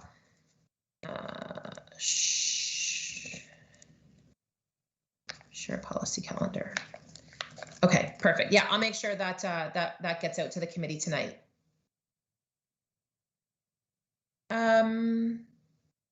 Oh, thanks. Nancy said that she shared the link in the chat at the last meeting. So a couple things on that. I think what it said in the minutes was that she was going to share the schedule and that Pat had also shared the link in the chat. But I think, you know, why can't it be sent out? I can't always access my chat after meetings. I don't know why. Okay, it can be sent out. Yeah, let's make it easier for people, and that's all I'm asking. Yeah, we can send it out. It's not a problem whatsoever. Like I said, we can have it sent out right after the meeting. Okay, moving on. So item 6 is being deferred. So we are item 7.1. Superintendent Ballo, do you want to speak with us about the Spirit of Inclusion award criteria? Sure, I can do that. Thank you, Brenda. So the Spirit of Inclusion definition and nomination form were included in the meeting package for everybody's reference. The nomination form was revised last year, if you recall, with SEAC members' input, and we made it a fillable form. The form seemed to work very well based on the feedback that we received at the school level and the subcommittee that was involved in the process. We are open to any feedback to make any revisions to the definition and/or the form. And we will be forming a subcommittee that will include myself and 4 other SEAC members. If you'd like to be a member of the subcommittee this year, you can let us know now or email Andrea and copy the chair and vice chair. And we are planning on a memo outlining the Spirit of Inclusion Award, which will be going out to schools in November. And we've also listed the subcommittee under our committee discussion. So I'm very open to any feedback or questions. Thanks, Stephanie. I know, and thank you to the SEAC members who did work on this revision last year, because we used this last year for the Spirit of Inclusion, and I think it was record breaking. I think we picked the recipients in, like, I don't know, 15 or 20 minutes. I'm exaggerating, but it was a really, really clear and concise process, and a lot of that I think was due to the way that this criteria was laid out. So yeah, it was a great process. It's always a great experience every year. I would encourage anyone who hasn't participated to participate, because you really get to see some incredible stories of our students and what they're doing in our system, and they're just heartwarming. So yeah, so thank you to the people who were involved with this last year. Much appreciated. And if anybody's interested, as Stephanie said, just reach out and let us know. And sorry, when do you need to know that by, Stephanie? Probably in the next couple of weeks. I'd say by next Friday would be helpful, because we'll get out soon after. Okay, so we can send out a reminder email, make a note, send it a reminder for people to do that. Yeah. Okay, thank you so much. Paul, we're moving on to you. 7.2 SEAC goals. Yeah, no problem. Andrew, do you mind? Thank you. I'll try to make it as brief as possible. At last meeting, I was volunteered to set up a proposal how to go and take a look at our goals, how we can measure them, and how we a time frame and all that. So I put together, I think 5 or 6 charts just to go through it. So the next 2 charts really are the goals that we set up for 2020 and 2021. And I guess there's a whole list of them. And to be perfectly honest, I had to ask what were our goals. And I asked Andrea if she could send it to me. I just found that there's so many of them that it's hard to concentrate, hard to focus on which ones we need to do and time together. So, and Andrea and probably Stephanie did update which ones were complete and which ones were not complete or are still in motion. So next chart. And so this is the second one. And again, not spending a lot of time on that, but next one, please, Andrea. So really, I wrote or did a white paper back last year on goals. And one of the things that I wanted to do is just really summarize the key points of it. Really, goals are where you want to be, and objectives is how are we going to get there. So as it says there, this is what we want to achieve in certain areas. And then the objectives are tied to that goal, and this is how we're going to get the goal. And it's important that the objectives are specific, and we'll talk about them in a second, and are measurable. And they work together. So objectives without goals, it's meaningless in a way, and goals without objectives, really you don't know where you stand. So next chart. So the key to this, and this is something that in business we've did over and over again, is what's called SMART goals. The first one is for it to be specific, very, very precise, and this is what we want to do, and everybody understands it. The next one is measurable, so we know whether it's complete or what the status is, or how things are going on it, and that they can be measured and can be given status along the way. Achievable, okay. No use setting things, a goal that is impossible. It just doesn't make sense. Relevant and realistic. I really tie the two of them together. It's is it meaningful to what we want to do as a committee, and is it realistic? And the next one is the time-based. So one of the things I wanted to give you an example of a goal. So let's say my goal is to shoot. I'm a golfer. Well, I pretend to be a golfer. And let's say my goal is to shoot my age. So that's the score. The score I get in 18 holes is the same as I shoot in the golf course. So my objectives would be, first of all, to take lessons, and maybe take lessons for 3 or 4 years. Second part would be buying new clubs. I would say, hey, if I want to do that, I have to have new clubs. And that's, all specific, measurable, achievable, relevant, and time-based. The third one was increase how many times I play golf to 20 or 30 times a year. So that's SMART again. And the last one is the way I played is live to be 100. So I guess that's not very realistic or relevant, but just to give you a quick thing. So if we go take a look at the next slide. So what I suggest is a process for us to do it, and it's hard to do in a meeting to discuss goals and all that, is that I'd ask the associations to send input on what they think the goals for the committee should be to me by, and to the chair, whatever you want to do it, by November the 8th.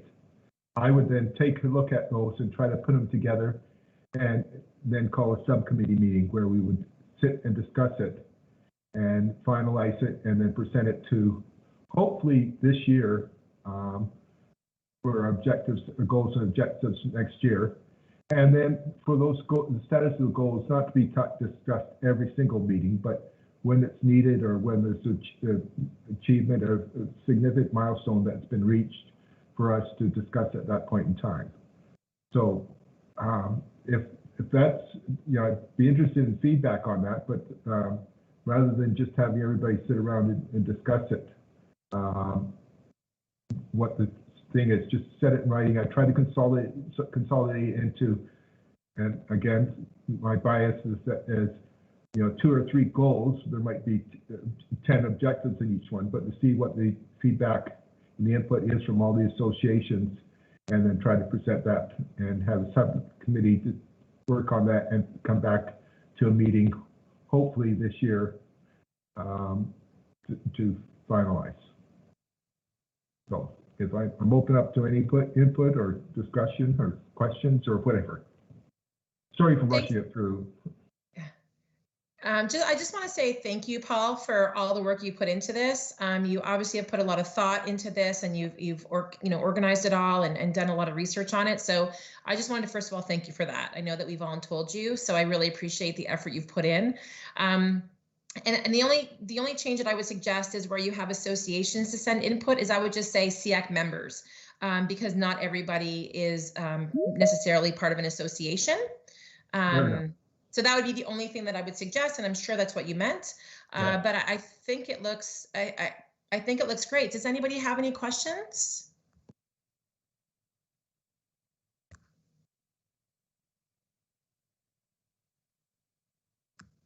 No. Okay. Is that time frame still realistic for you, Paul? Yes. Yes. Yeah. Okay. Yeah. So I'm making a note here when we send out.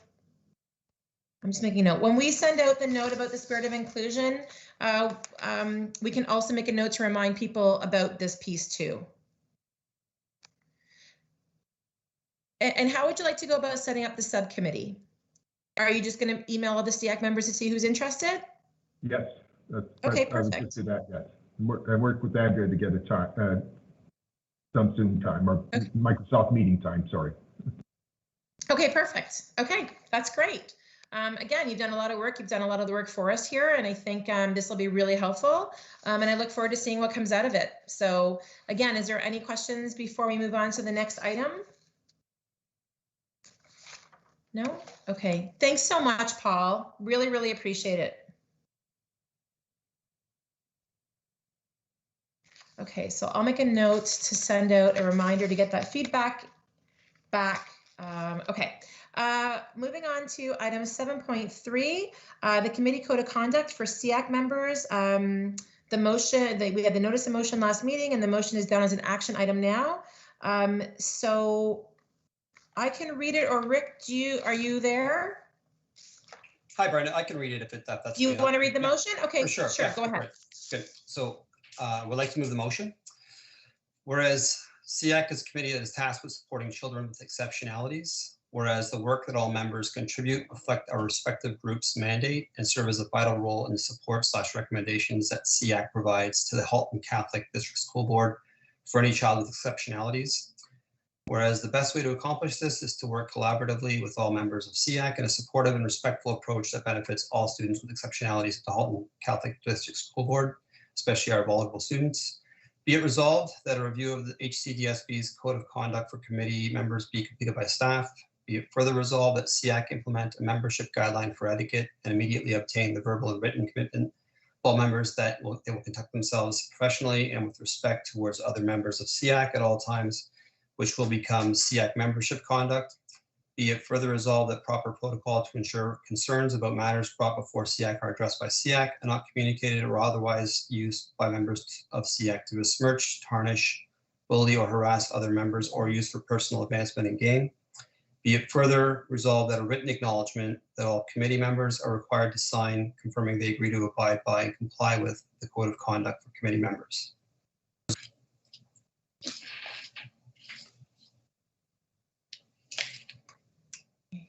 Thanks, Rick. Do I have a seconder for the motion? Then we can have a discussion. I'm just looking in the chat here. Sorry. Give me a second here. My chat is offline. I'm having poor quality.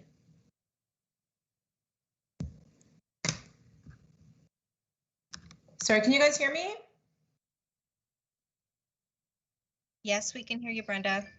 Okay, thank you. It keeps asking me to go out and come back in. Okay, so sorry, do we have a seconder for the motion?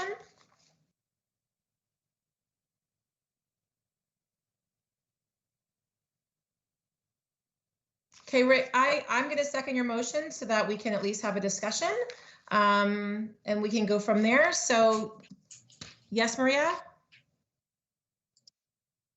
I'd like to make an amendment to the motion. And I will send it to Andrea. Okay. To just bear with me here so that she can get it on the screen.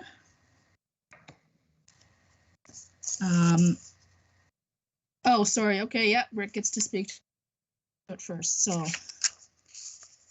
I will cede the floor to Rick. No, yeah. Okay, so I'm just going to reiterate the rationale that was sent out to all SEAC members and expand a little bit. Sorry, Rick, hold on, sorry. Am I doing this in the wrong order? I apologize.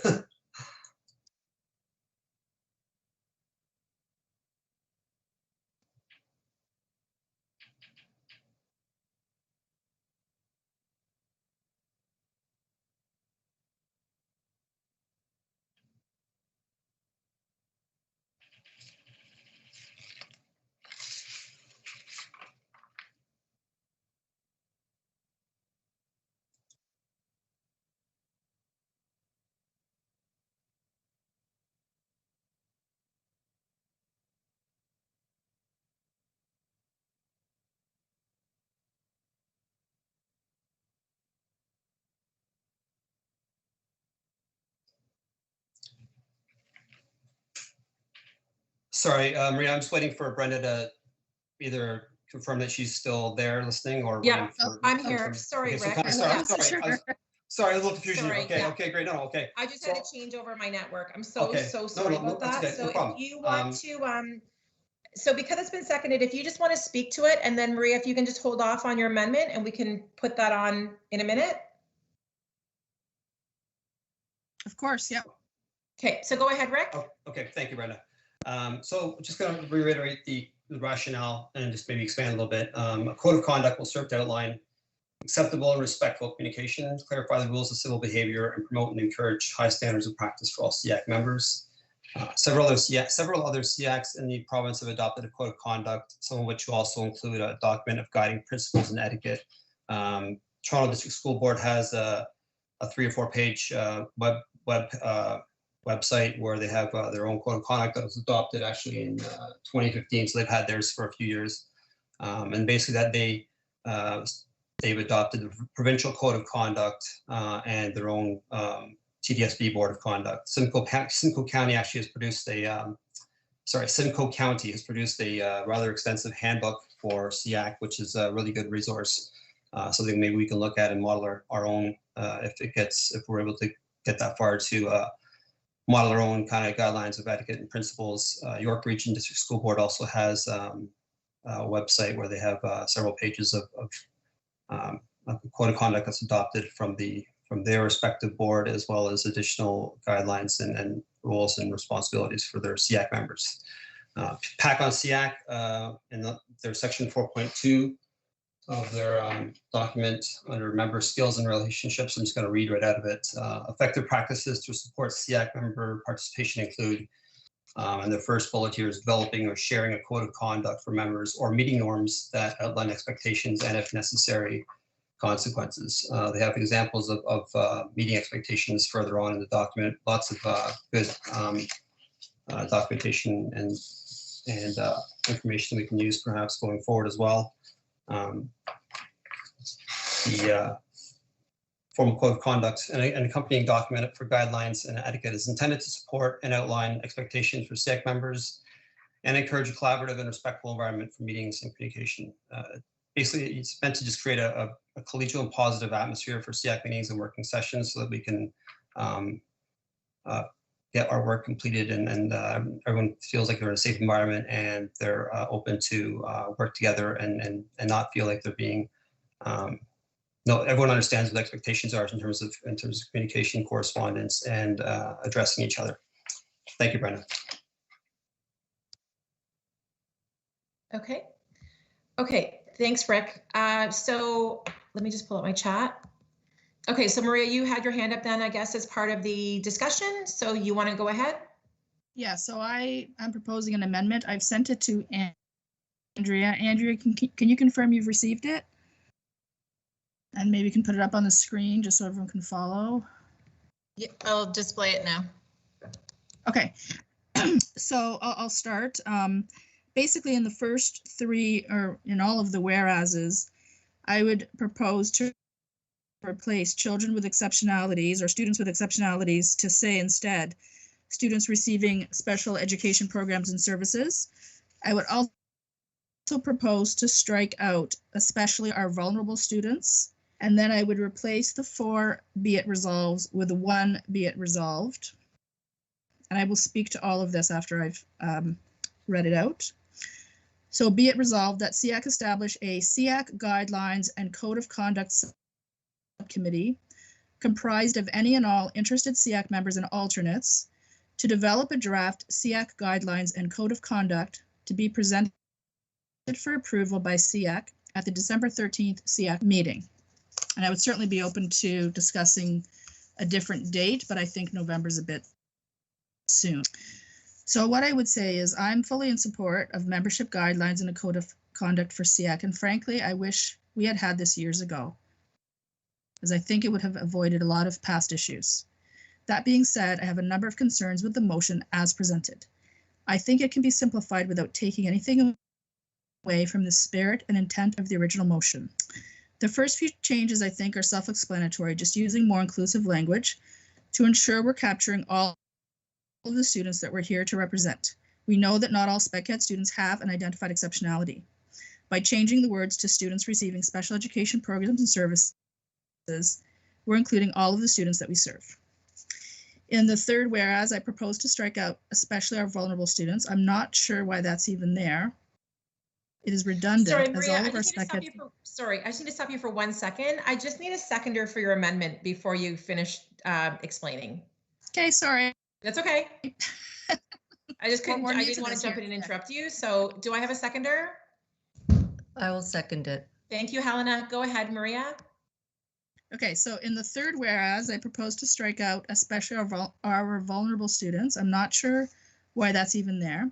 It's redundant as all of our spec ed students are vulnerable. That's why they're receiving special education programs and services. I would then propose to replace the 4 different resolutions with one simplified resolution, which I think accomplishes the spirit of the motion in a clear and straightforward way, provides a timeline, and places ownership of this process with SEAC members where it rightly belongs. The current resolutions reference several different items, which as far as I know, don't even exist. For example, there's 2 references to a code of conduct for committee members, but there's no such thing. It also refers to a membership guideline for etiquette and proper protocols, but again, I'm not aware of where these things, and yet we're being asked to provide verbal and written agreement with them multiple times in the motion. There's also no provision for any of these things to be developed. The closest would be asking staff to review the code of conduct for committee members, but that statement is problematic for a number of reasons, including that there is no such code of conduct. As a code of conduct for this committee, I think it's important for this committee to take ownership of the process. It's really not staff's role anyway. Remember, we're an advisory committee to the Board of Trustees. Staff are here as a resource with respect to special education programming in the board, not to provide oversight of our committee. This is also consistent with advice provided by our board chair before this motion was brought forward. The original motion also seeks to provide some details of what would properly be in the code of conduct without including many other items, such as members not ascribing motives to each other or accusing other members of having an agenda. It's not appropriate to list the details of what should be in the code of conduct in the motion, especially as it's impossible to include everything and not appropriate to include some things and not others. It should be up to the committee to decide those things as part of the process of developing committee guidelines and a code of conduct. I think the amended motion will also simplify the process of approval of this motion, because otherwise there are a lot of questions about what is included in the current motion and how it would be implemented, much of which I've already touched on. While the amended motion is much shorter, I don't think it takes away anything substantive, and I think it remains true to the spirit and intent of the original motion. It provides a timeline, which I think is really important in any motion, and again, it places ownership of this process with all SEAC members where it rightly belongs. And with that, I would open up, or turn it over to the chair to open up the floor. Okay. Does anybody have any questions or any discussion on the amendment? This is Paul. Wouldn't it be up to, if the mover and seconder will accept the amendment, then we don't have to if they're willing to accept it, then we don't have to just vote on the amendment. Just go as No, part you of need it. to vote on the amendment. We discussed the amendment, and then you need to vote on the amendment because we've had the original motion moved and seconded, and then we now have an amendment on the floor. So it's been moved and seconded, but there's opportunity for discussion, and then also an opportunity, we will have to vote on the amendment. Did you want to discuss it at all, Paul?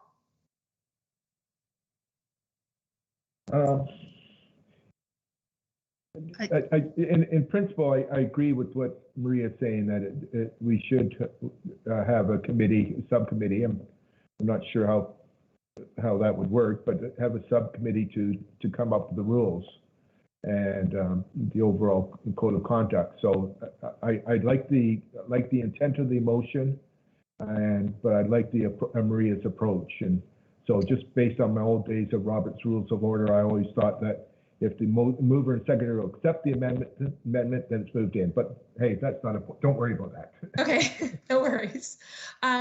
Okay, and so in the speakers list, I have Rick, you have your hand up, and then Diane has her hand up. Rick, do you want to go ahead? Thanks, Brenda. So while I recognize that some of the changes that Maria is suggesting, I don't disagree with all of them. However, I do disagree with striking out the be it further resolves. The intent of those paragraphs and those details is to serve as like a minimum standard of what a future code of conduct should contain, or what a guideline for etiquette should contain. If you remove in the initial motion what the details or what the minimum standards should be in that document, then you're introducing the ability for someone to be ambiguous or to have it not be included in the document initially. The idea is that those points are included as a starting point, and they can be modified, or their language can be modified. But I think when you take away the details in the wording or the language, or you change it that much, you remove the teeth of the actual guidelines, and the document is really not as strong or as effective as it's intended to be. Thanks. Okay, thanks. Diane? Could you please read the amendment? Not the whole description and reason for the amendment, just the actual amendment itself. Could that please be reread? Yep, I can. Sorry, Andrea, can you just make it a little bit bigger? I'm sorry, I just can't, I can't see it.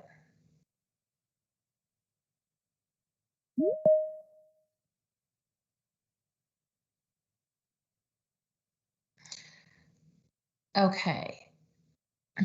Okay, so the amendment would read as like this, Diane. It would replace, so anywhere we have children with exceptionalities, it would replace students receiving special education programs and services. And then striking out all of the be it resolved and replacing it with be it resolved that SEAC establish a SEAC guidelines and code of conduct subcommittee comprised of any and all interested SEAC members and alternates to develop a draft SEAC guidelines and code of conduct to be presented for approval by SEAC at the December 13th SEAC meeting. And sorry, also striking out especially our vulnerable students. Thank you. You're very welcome. Okay. So I don't have Helena, do you want to go ahead? Sorry, when hands go up, it doesn't give me an order in which they went up. So Helena, do you want to go ahead? Sure, thank you, Madam Chair. So I seconded this motion because I thought it encompassed everything that the previous motion had, but made it very clear and direct, and also gave a timeline. It establishes the SEAC Code of Conduct Committee to form and develop a draft and bring it to SEAC. And I would think that when you go into details, the committee would go into details, and I'm sure that they would take the suggestions provided here in the previous motion and in fact develop many more. And you can't have everything that you want in that code of conduct within this motion. So I think that this is very clear, and it's just clear, and it's going to achieve the same purpose. Thank you. Thank you. Nancy, you had your hand up? I do. Thanks, Brenda. Is it okay if I ask a question? I just want to clarify from Rick the intent of the original motion. Of course. I noticed Maria made some comments that there's items that we don't have, but as I read the motion and as it was shared and it was sent, my understanding was that would be something that would be created. That's the whole point, is to create almost like a handbook and a form that new members would sign to say, I commit to abide by this. Is that okay if I ask that of Rick? Yeah, that's fine. Okay, yeah, essentially, Nancy, it's just meant to get the wheels rolling, basically, and to have, the details set out even today in the meeting, like, for example, the subcommittee for creating the SEAC guidelines and code of conduct. It's great. That's how I think we probably had to go forward with it. I didn't want to burden staff with additional work. I know how busy the staff is and how much great work they do. But the intent of this motion is to establish it's a starting point, and then all the details would be added in, but a starting point with things or standards that should be included, so that there's no I guess document that is produced without those specific outlined objectives or goals within the actual paragraphs themselves. Thank you. Thank you. And just a follow-up, Brenda? Yeah, go ahead. Thank you. So, you've made mention of children with exceptionalities. And then the other part was especially our vulnerable students. Can you just explain why you put an emphasis on that? I think I know, but I'd like to know what your intent was, if you don't mind. Sure, yeah. So the most vulnerable students are clearly the ones that have a higher level of service or support required. Obviously, we're not going to treat the children differently, but some kids with exceptionalities require more intensive education, servicing, supports than other kids. So the idea is that that level or the attention to the children that are requiring multiple interventions and supports and services to make sure that they're still supported moving forward.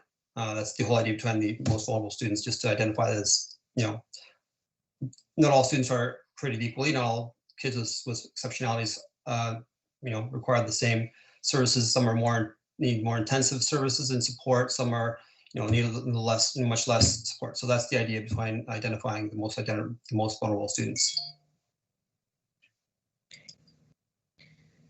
Maria, you have your hand you. up? Thanks. Sorry, Thanks, Nancy, Brenda. sorry. Yeah, I just wanted to kind of address Nancy's questions as well. Okay, so I just I guess in response. Sorry, one sec, Maria. Nancy, did you have those questions directed as well to Maria? No, she gave her explanation. I wanted to understand the intent because there was some comment, but Maria gets to end debate. Yes. So yeah, thanks. That's why I just wanted to make sure. So yeah, Maria, you'll have a chance to close debate. So I just want to make sure that we get anybody that has their, and I do have a question as well. I do have a question with the new be it resolved. Is the intention there to also include staff, any staff on that committee? Well, no, that wasn't my intention, because I think that SEAC needs to own this. This is for our committee. I don't think staff has an oversight role on SEAC. And I know there was an email back and forth with the chair of the board. And I'm just trying to find my notes here, but he was pretty clear that SEAC is a self-governing, right? So yep, I'm not don't sure. disagree. Yeah. I just thought for the purpose of sometimes, because we don't currently have a code of conduct, I didn't know if there would be some value. I'm not saying that staff is there for oversight or to tell us, what we should and shouldn't have in there. I just wondered simply as a resource, if there'd be value in having specific staff perhaps that we would choose and request to participate. That was my thinking behind it, just as a resource. I'm not opposed to that as a resource. I just think we have to be careful that I don't believe it's appropriate for staff to take the lead on it necessarily. Yeah, and that wouldn't be the intent. Again, my question wouldn't be them taking the lead.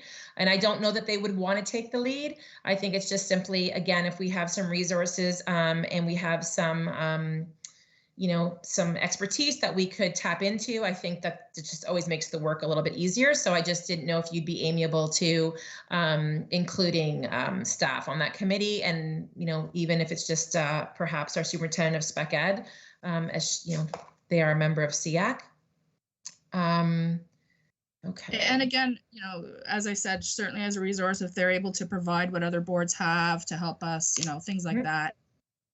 Okay. But again, it's up to the committee, right? If the committee wants to have a staff member, or the will of SEAC, I guess I should say, if SEAC wants to have a staff member, okay, that's the will of SEAC. But I want to be clear that I really see it as something that SEAC should own.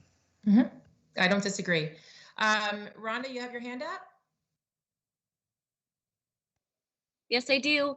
I just, I don't have difficulties or concerns with the entire amendment. I think in terms of the child with exceptionalities being replaced with students receiving spec ed programs and services is good. I do think the amendment in terms overall does whitewash some of the very important details that were set out in the original motion. And I think we need to be careful with that.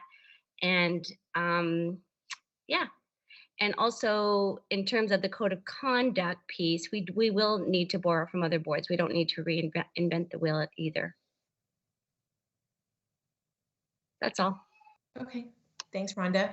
Was there anybody else before Maria closes off and we take this amendment to a vote? Okay, Maria, do you want to yes, Helena? Yes, I just, thank you, Madam Chair. So just to say that I know I've heard a few comments that this takes away from the details of the criteria, but I think within that, you go to the committee and you use all those criteria, and plus seeing other resources that will have even more criteria. So I don't think it diminishes or takes away criteria. We're going to develop that at the committee. Thank you. Okay, thank you. Nancy, I'm just going to, because I know you've spoken and I have you on the speakers list, but Liesl has her hand up as well. I just wondered if it's okay if I just go to Liesl? Absolutely. Okay, thanks. Liesl, do you want to go ahead? Sure. My apologies. I've had really bad connectivity issues this evening, so I got kicked out a couple times, and I'm not sure you may have spoken about this. I'm also a new member, so I'm just figuring out the lay of the land and how everything works. But I just had a question in regards to why would we want not to have anybody from the board as part of this committee, because we are representatives of the board. And I would think that with the code of conduct as representatives of this the committee for the board, that having somebody who's an expertise in this or can lend as a resource would be important, not something we would want to exclude. So I'm sorry if this is something that was spoken about. I'm sort of missing that piece. Yeah, no, that's no, you didn't miss out on that. So and that was sort of the conversation that we had just had when I asked Maria about that. So yeah, and that's why I mean I don't know if there was an opportunity to maybe add that in to that be it resolved, or I would just trust that the committee would would look to, like I said, invite staff where applicable to participate in that committee, because I do agree they'd be a great resource. So can I address that? Because I feel like that question is kind of directed at my amendment. Go ahead. My comments. Yep. So yeah, and again, just to be clear, I'm not saying that I wouldn't take their you know, expertise as a resource. Again, it's just about that I think SEAC should own it and take the lead on it. It's not about shutting them out of the process at all. But I also want to clarify, like, we're not representatives of the board. We are here representing either our association or the community at large. And we advise the board. That's really our role. So I think that's where sometimes there's confusion too.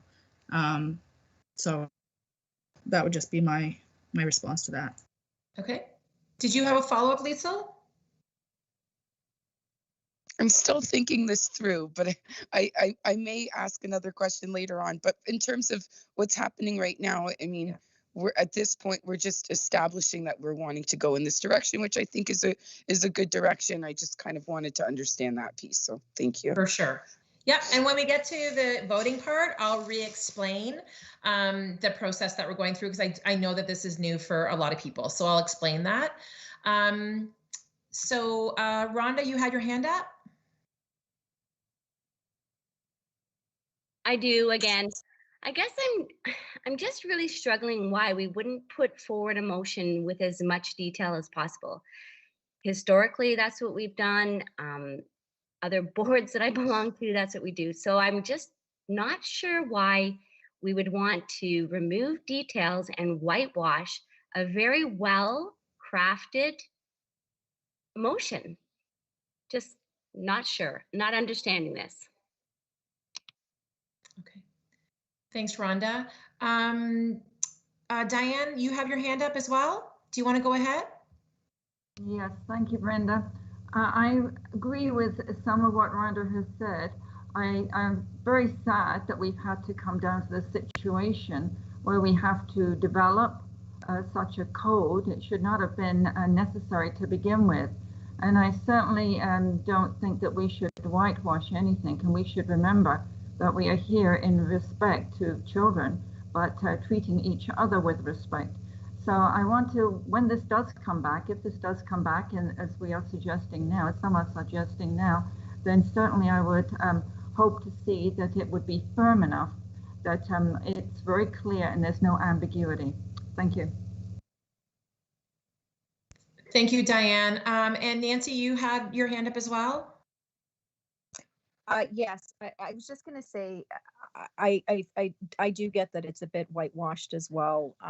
I think it was great for Rick to bring this forward. It takes a lot for for someone, a committee member from the outside, who is who's advising the board.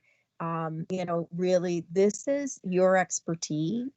This group, this is your wheelhouse. This is why you're here sitting at the table. And the respect piece, I understand completely, because you were giving of your time to help our board be better at what we can. So yeah, I agree that I think it's really important that the be it resolves are there, and that because it establishes why this is put into place and why you're doing this.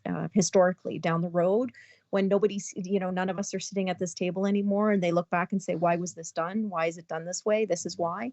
The other piece is I think it'll be really important to have staff help out as a resource. Again, this is a volunteer position, and to have people undertake this in a good, timely manner, I think it's advisable to have staff, because they'll be able to ensure that bylaws and board procedures are followed as well when implementing this. So I think that they will be a really important resource. Thank you. Great. Thank you. I don't see any other hands up. So Maria, do you want to just wrap up for the amendment, and then I'll give instruction on the vote? Sure. So I don't know. I think that I explained my rationale quite well in the opening. I have concerns with this use of the word whitewash. I'm not an expert, but I believe that term has some racist undertones, but as well, it's not about not including these things in an eventual code of conduct. It's about whether they belong in the motion or whether they belong in the code of conduct that's eventually developed. So committee members, and I've left it open that anybody and everybody who wants to be on this committee can be on this committee. So those things can certainly be brought forward in that process, and the committee, can have fulsome discussions on what should be included. And then that code would come back to the committee for a vote. So certainly things could be amended at that point if somebody felt something was missing. So I'm not suggesting these things shouldn't be in the code of conduct. I just don't believe they should be in the motion. I think it's too much detail for a motion. And I think there's some really important things that are missing. So I think if we're going to put those things in, I would add a bunch of other things as well. So I think it makes the motion kind of complicated. And I'm just trying to sort of simplify it and make it clear as to what the next steps are. There was a question about, whether or not these things exist. There is no code of conduct for committee members. I don't know what the membership guideline for etiquette is that's being referred to here. I don't know what the proper protocol is that's being referred to here.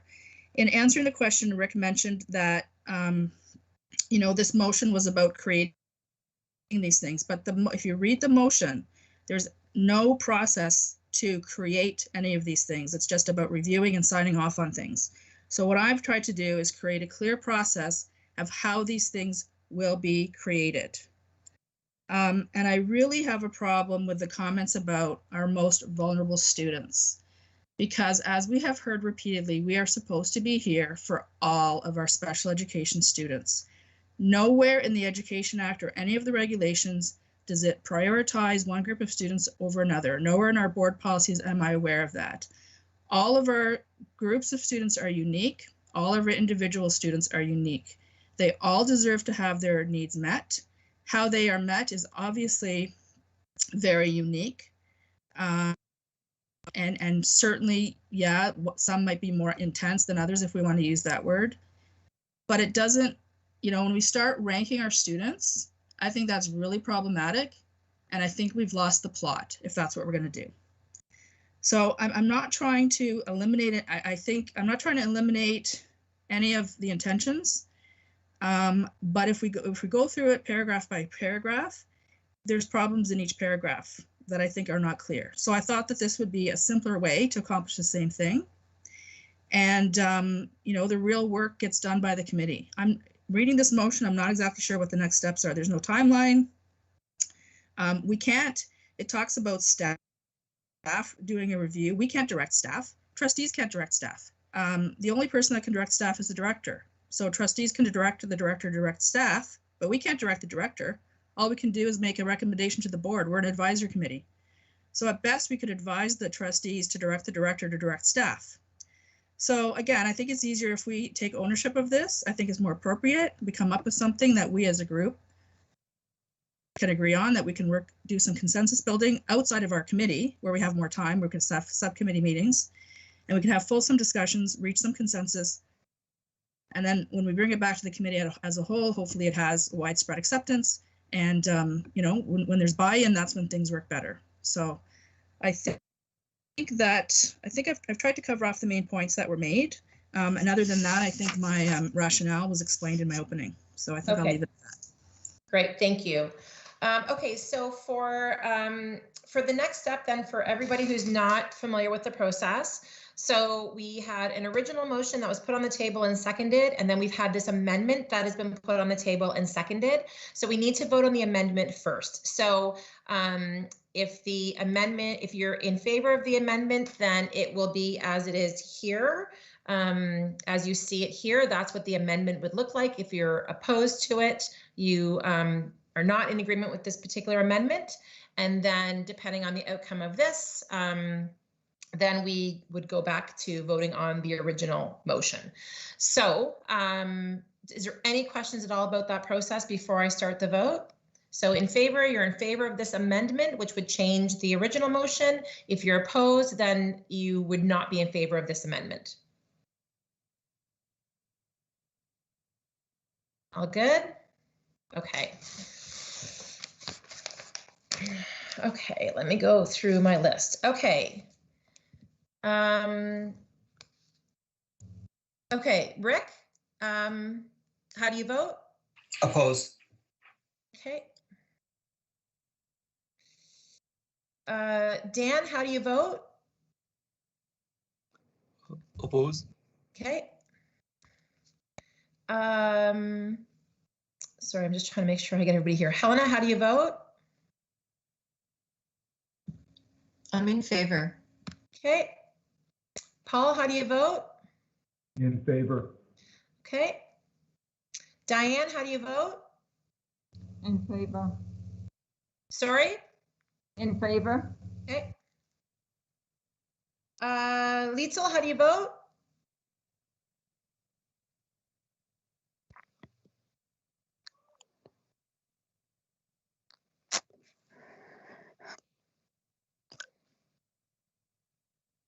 In favor. Okay. Tracy? In favor. Okay. Tracy. Maria? In favor. Okay, did I get everybody? Think so? Okay, so the amendment passes. Okay, sorry, just give me a second here. Okay, so the amendment passes. We need to go back to vote on the original motion as amended. Okay, so what we're going to do now then is we have amended this motion. We've accepted the amendments to this motion. We're going to go back and vote now on the motion in total with the amendments. Is that clear? So this would be if basically, are you in favor of a motion like this, or are you opposed to a motion like this? Okay. All right. Let's go again. Rick, are you in favor of the motion? Sorry, how do you vote for the motion? In favor or opposed? With the amendments, correct?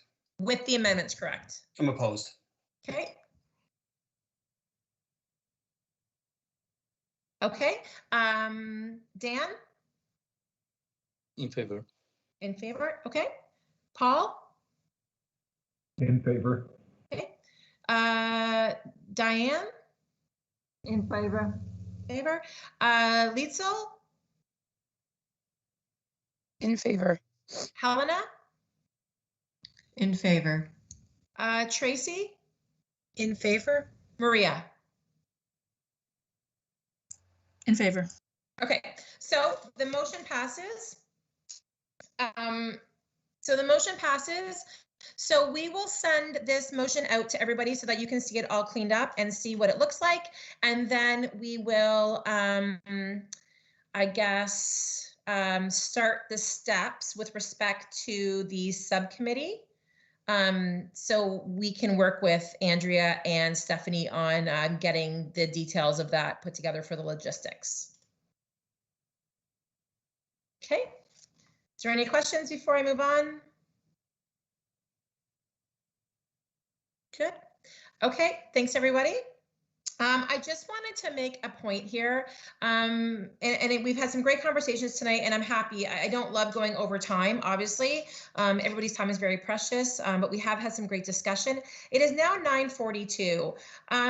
We still have a bit to get to, but when I'm looking on here, I think some of these items probably could be that's what I'm looking for, amalgamated into next meeting for some of these updates. I know they would be a month out, but they would probably just be bigger updates.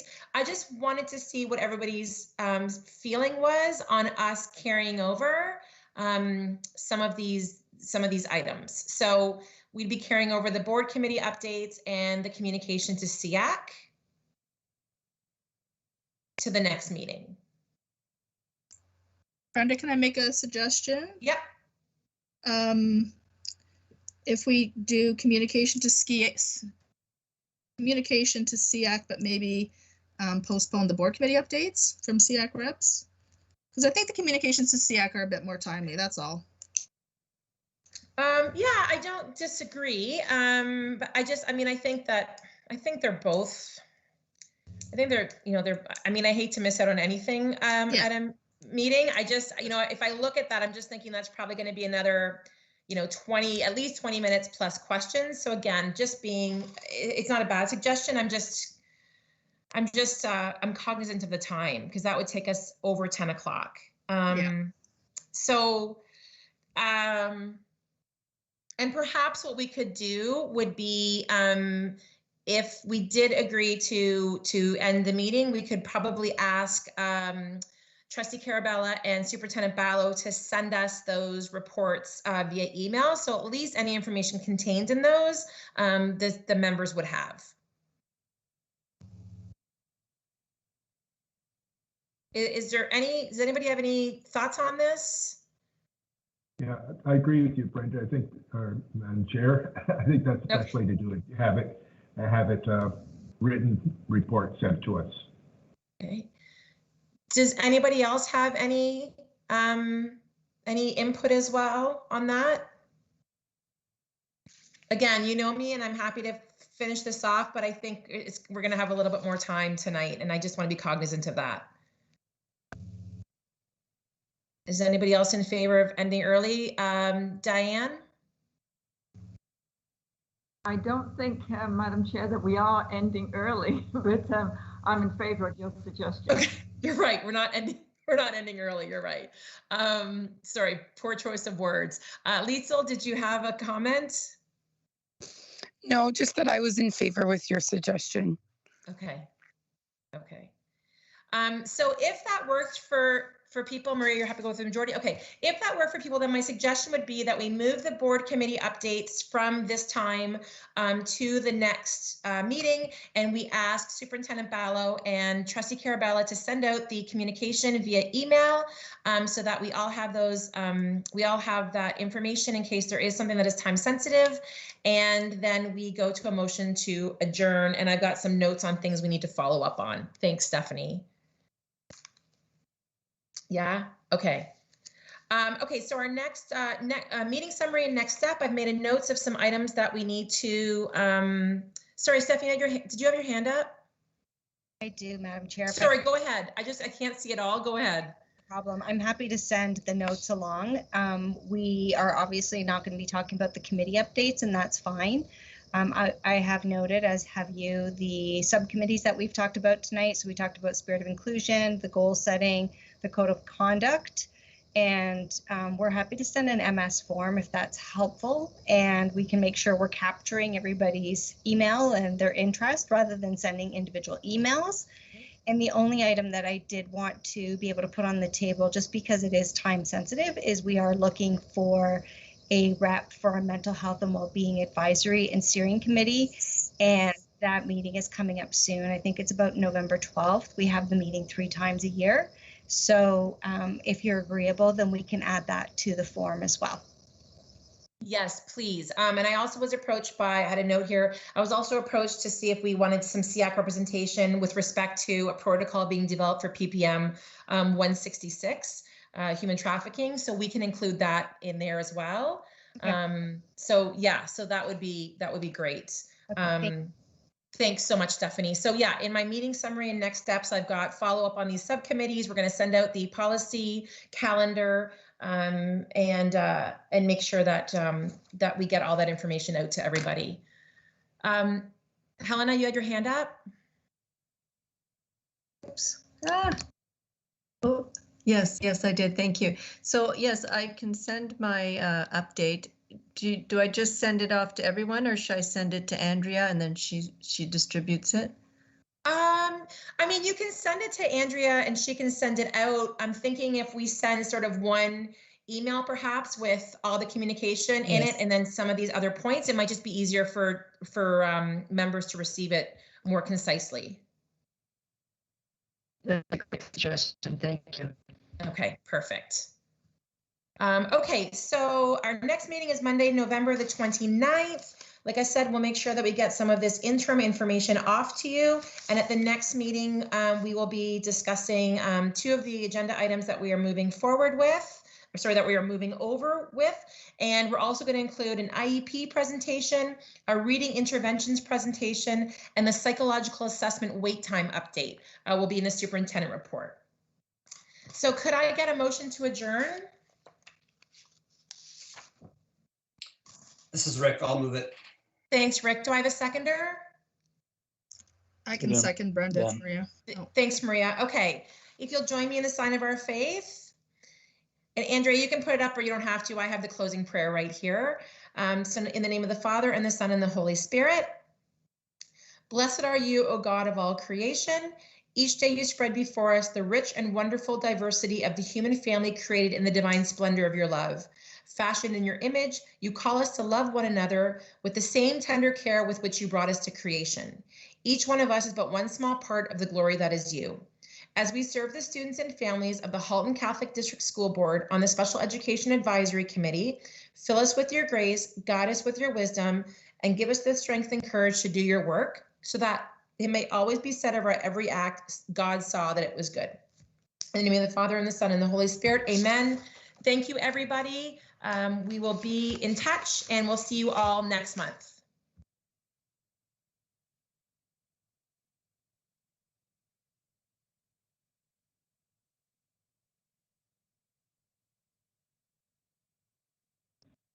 Thank you. Good night.